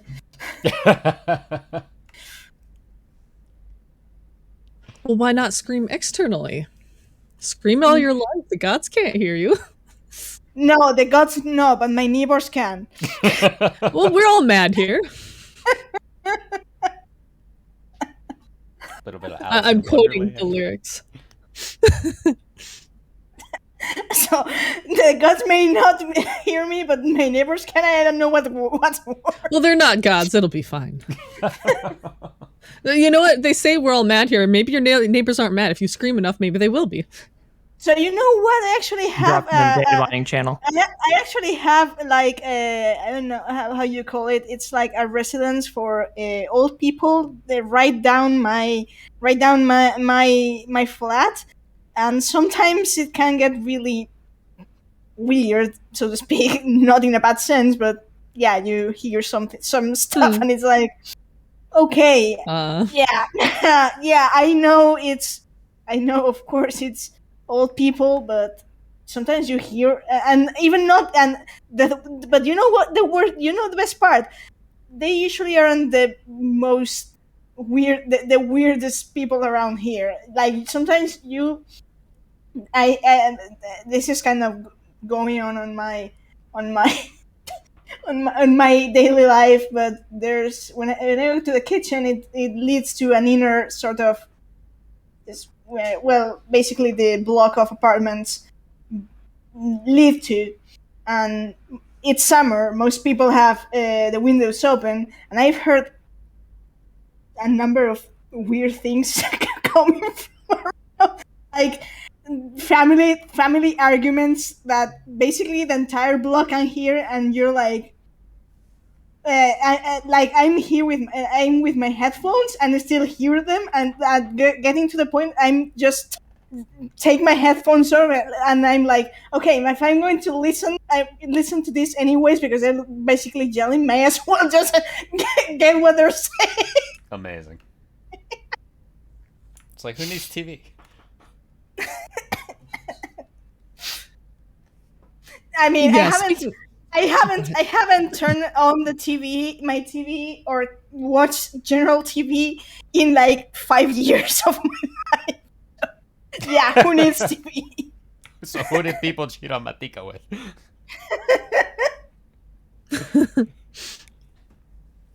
Well, on the subject of the Scream lyrics, I was glancing over them again. These are again, these are not official, but I've listened to them and I have a decent sense for lyrics, and most of these seem very accurate. Wild child, bastard, and beast, a lost lamb first to the feast. Go claim, if you're able, a spot at this table. Mild and meek, down on your knees, for hide and seek it's time that we feed. Your heart is racing, blood is running cold. Your fractured will is whispering, higher, higher, far away, here be lines. Your fractured will is the thing that I wanted to come to specifically, because that seems like it's talking about La Brea. I don't know, what thoughts? What do people think of that? Honestly, I haven't dived into the Scream lyrics a lot, but it makes a lot of sense. If he actually did sunder himself, then his willpower would be greatly diminished. It feels like it would be. I wonder if it also affects his ether somehow. Like if he's less ethereally dense, like how sundered souls are. We did see a lapse in his willpower and his judgment and his thought process in Realm Reborn when he mistakenly said, by my will are the seeds sown. Mm-hmm. And Elidibus corrected him, by his will you work for him, not yourself. Indeed.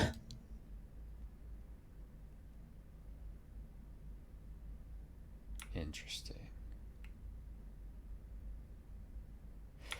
It's really awesome how all this for me is just completely recontextualizing ARR, and knowing where La Brea ends up and seeing him here is just it's like candy to me.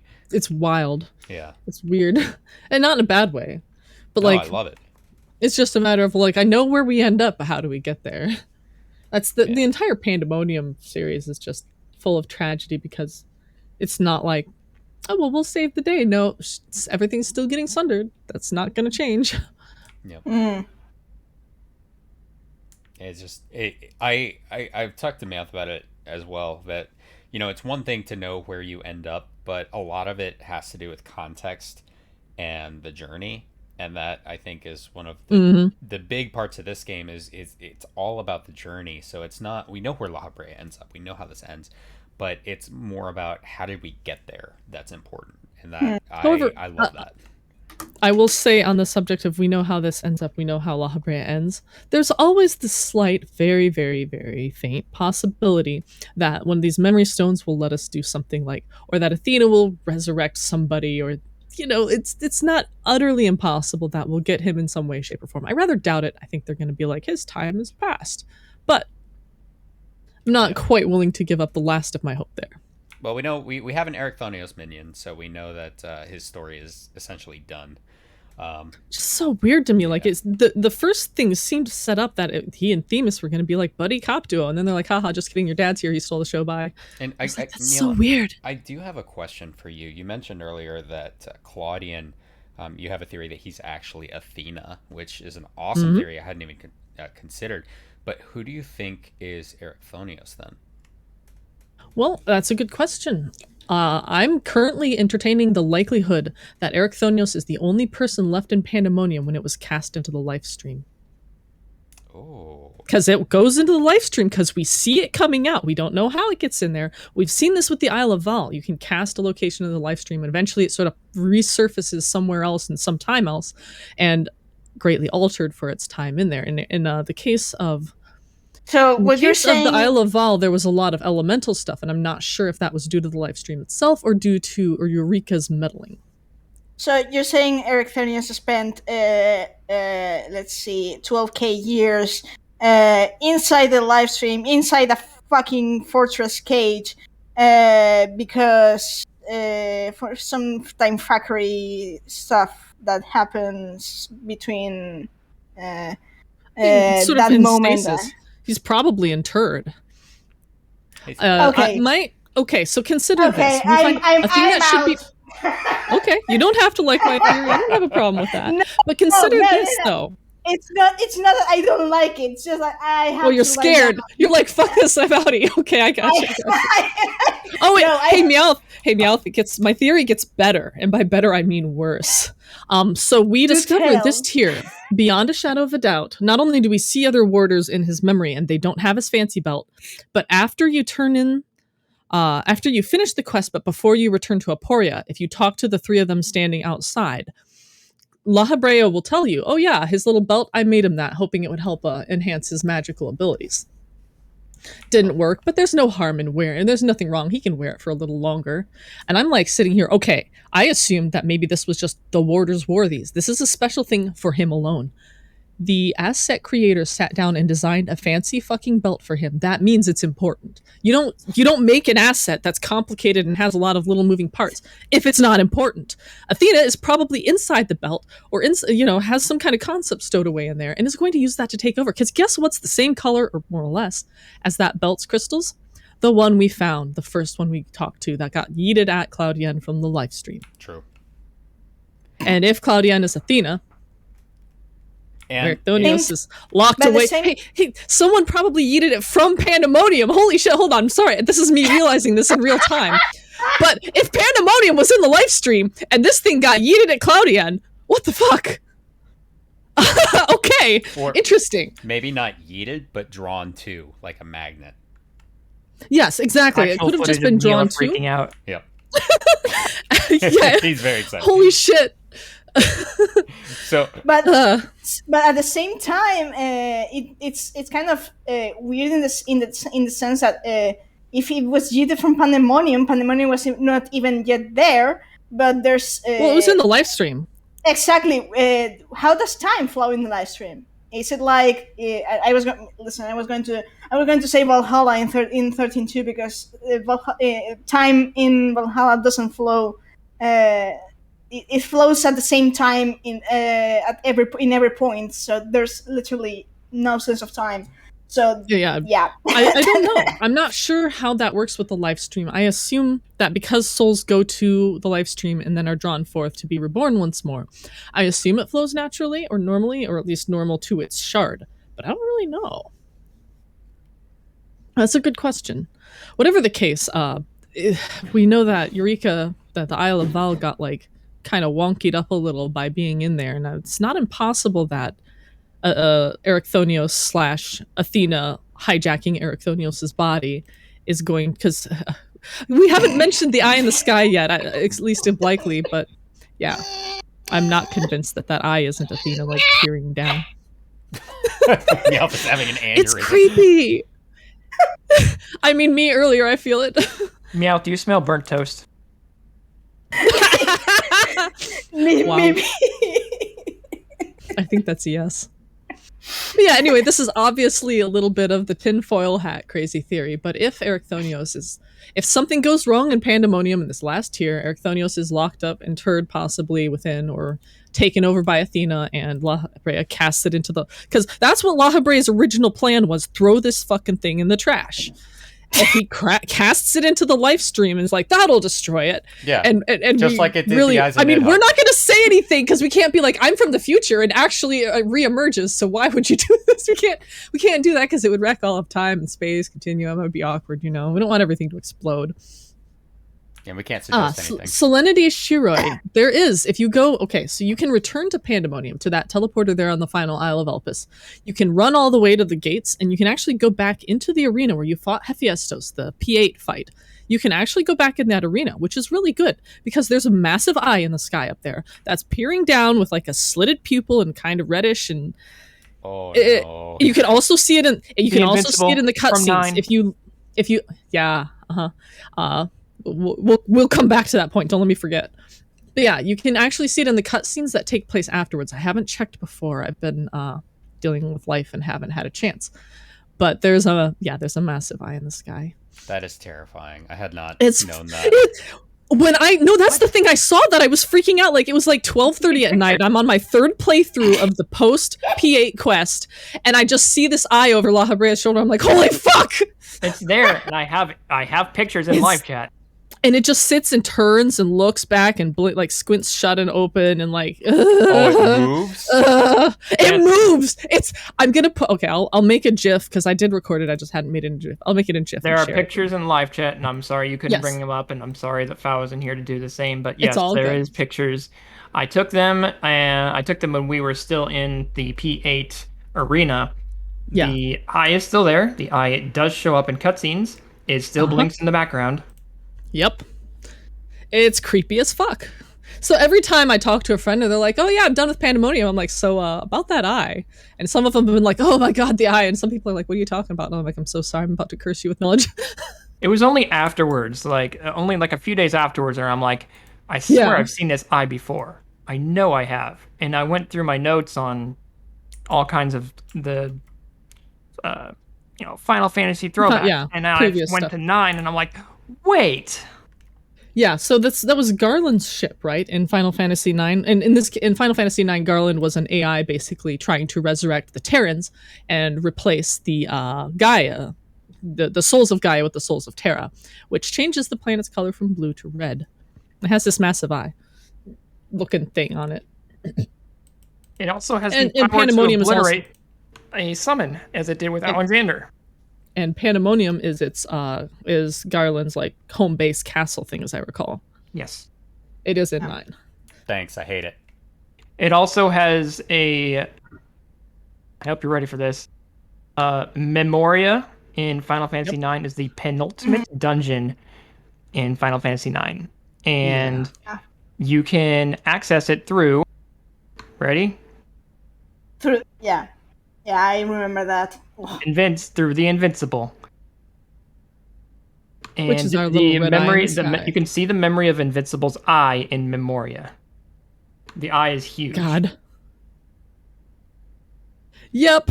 So that's a fun little. I love how the entire area is there. Is like, oh, we're looking at the creepy DNA spirals. You talk to the two of them because you can talk to La Habrea and Arcthonios. They're in there. Do you want extra parallels that I'm kind of going over in my mind? Yes. Because we know that Clodion has gone to Azizla. Azizla is held together by the flagship, which is a big ass Algan airship. And in Final Fantasy IX, during the segment in Memoria, you fight the 4 classic. Well, they're based on the classic Final Fantasy I fiends: Lich, Marlith, Kraken, and Tiamat. And the one you fight in that area just before entering the Invincible's Eye in Memoria is Tiamat, which happened to be the dragon chained in Azizla. So, interesting. But yeah, Pandemonium appearing in the live stream has me pretty well convinced that shit is going to go south fast. I have a feeling that Eric Thonios may even become our dread beast Pandemonium, which is a heartbreaking end for what I was hoping for some gay romance. But oh well, don't always get what we want. Look, Demas and Eric Thonios make a very cute couple. You expected this to end happy. That's funny. Oh no, not happy, but like not god awful. We'll see. At any rate, so like, yeah, it seems to me that it's very likely that La Habrea is going to be forced to cast it off, destroy it entirely by dunking it in the live stream. How else is it going to get there? Like, that's the most. It just seems logical to me. I wonder if it has something to do with the fact of Pandemonium's specific, because it sees Eureka in the live stream first time. What were you saying? No,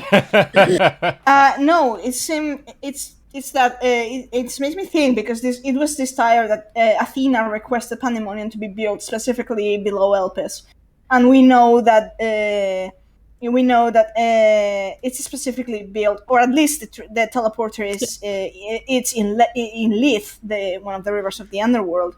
So it makes me think perhaps Pandemonium is set in a specific point that it's maybe a crossroads in the live stream. So that allows for it to be at some point thrown in there. I don't know. Yeah, I don't know if we know that that Athena requested the location. We know that she, that La Habrea helped her make it at her request, but there's got to be a reason it's there. I agree. It's very interesting. I'm wondering what the implications are, because we're gonna have to go back and speak to Elidibus and La Habrea. Are we gonna tell them, hey, this thing pops up 12,000 years in the future where I'm from? Otherwise, how else would I know that? Yeah, And I almost feel like we can't tell them. Yeah. But I really want to. So I'm kind of like, how do we deal with this? Or are you going to tell them like, hey, maybe don't dunk this thing? Yeah, exactly. Because like, obviously it creates some issues, but on the other hand, like, we have returned to the future, and this is the future. It's quote unquote immutable. So I feel like we just have to accept it. Like, I feel like the story is set up to be like, sorry, you just have to accept this. You can't undo it. It's already written. And I'm just like, okay, cool. This is why I don't like time travel sometimes.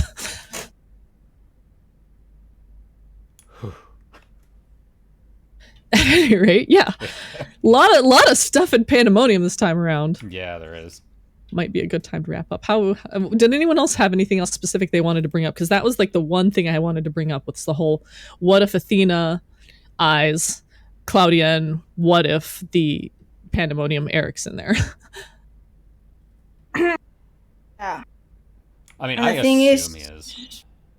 If Right. there's an Athena for each shard, it's kind of Well, I feel like I don't know. I feel like saying, oh, well, like, your soul is predestined to be crazy is kind of a fucked up message to send. So I really hope they're not sending that. I hope this is more of a, oh, genetics plays a role, and sometimes you get the crazy, there are, yeah. I don't know if there's genetic markers, but there's definitely, like, they can see it on scans sometimes when stuff's not quite right with the brain. Well, in We'll Claudian's see. case, The problem- in No, yeah, go Claudian's ahead. case, in Claudian's case, if this were the case, perhaps it didn't just manifest that way until he got the prodding with the Pandemonium, with the crystal, for example. That is what I was going to bring up as well. I thought, because the fact of the matter is, it's like how the Asians were kind of tied to the past. The unsundered were tempered, and the sundered were. We don't know that they were retempered, but they had the memories of before, and they were tied to memories of before.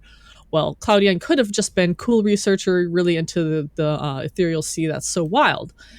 But if too many of the memories line up with his, especially if they are the same soul, it could end up sort of rewriting a portion of that personality, a portion of that memory and knowledge and self into someone who is not such a good person. Yeah. I do want to add that we never found out what drove Athena to do this. She mentioned that there was something before she merged souls with La Habrea, and she said, once you know, then you'll understand. We never find out what that was, and that's got me racing and also thinking about what else is there? Is there a Genova thing? Did she know the sundering was coming? Like what happened that drove her to this? I do wonder as well, because it seems super weird for sorry, trying to find the way to say it. It seems very weird in that, like, what how could she possibly know something? And I feel like we risk the whole, like, chain of baddies.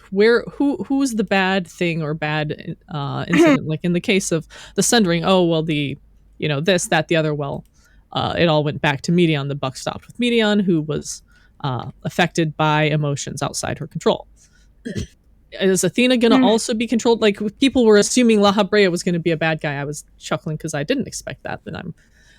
But now it's like, okay, so Athena's the bad one. Is something affecting her too, or is she actually, like, quote unquote evil, quote unquote intrinsically bad, the villain? Yeah, it's a Final Fantasy using game. loosely, What's but the final form. Exactly. Where does the evil buck stop? Right.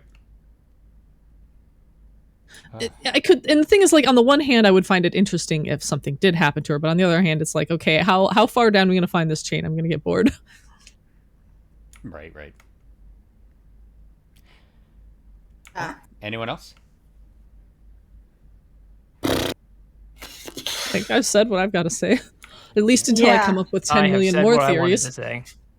All right, perfect. So I think that's. I haven't said what I wanted to say, but I can't say it, so yeah, it's fine. Make it a video, and hey, Meowth, we should make it a video, and then we just won't let Cobb watch it until he's done. Yeah, that's a good idea. It's actually a really good idea, Meowth. We should do that. But just don't ask me to edit it. But I would have to ask. Right? Just write it up. Write it up. I'll help you. We'll make it happen. Yeah, Neela can edit videos too. He's really good at it. I'm very amateur at it, but I try real hard. I've got passion. There you go. That's what you need. That's right. And time. Also, time. I don't have as much of that as I'd like, but yes. Yeah, Alex says the way Warrior of Light smiled at Eric when reinstilling his confidence solidified Warrior of Light as a top tier waifu, regardless of gender. Agreed. Yes, accurate. But that's always the Warrior of Light effect. Everywhere we go, it's going to be Warrior of Light simp. Yeah. So This I reminds. Go ahead. So since we are streaming Lightning Returns on Mondays, and clearly whatever Meowth is internally exploding about has to do with Lightning Returns.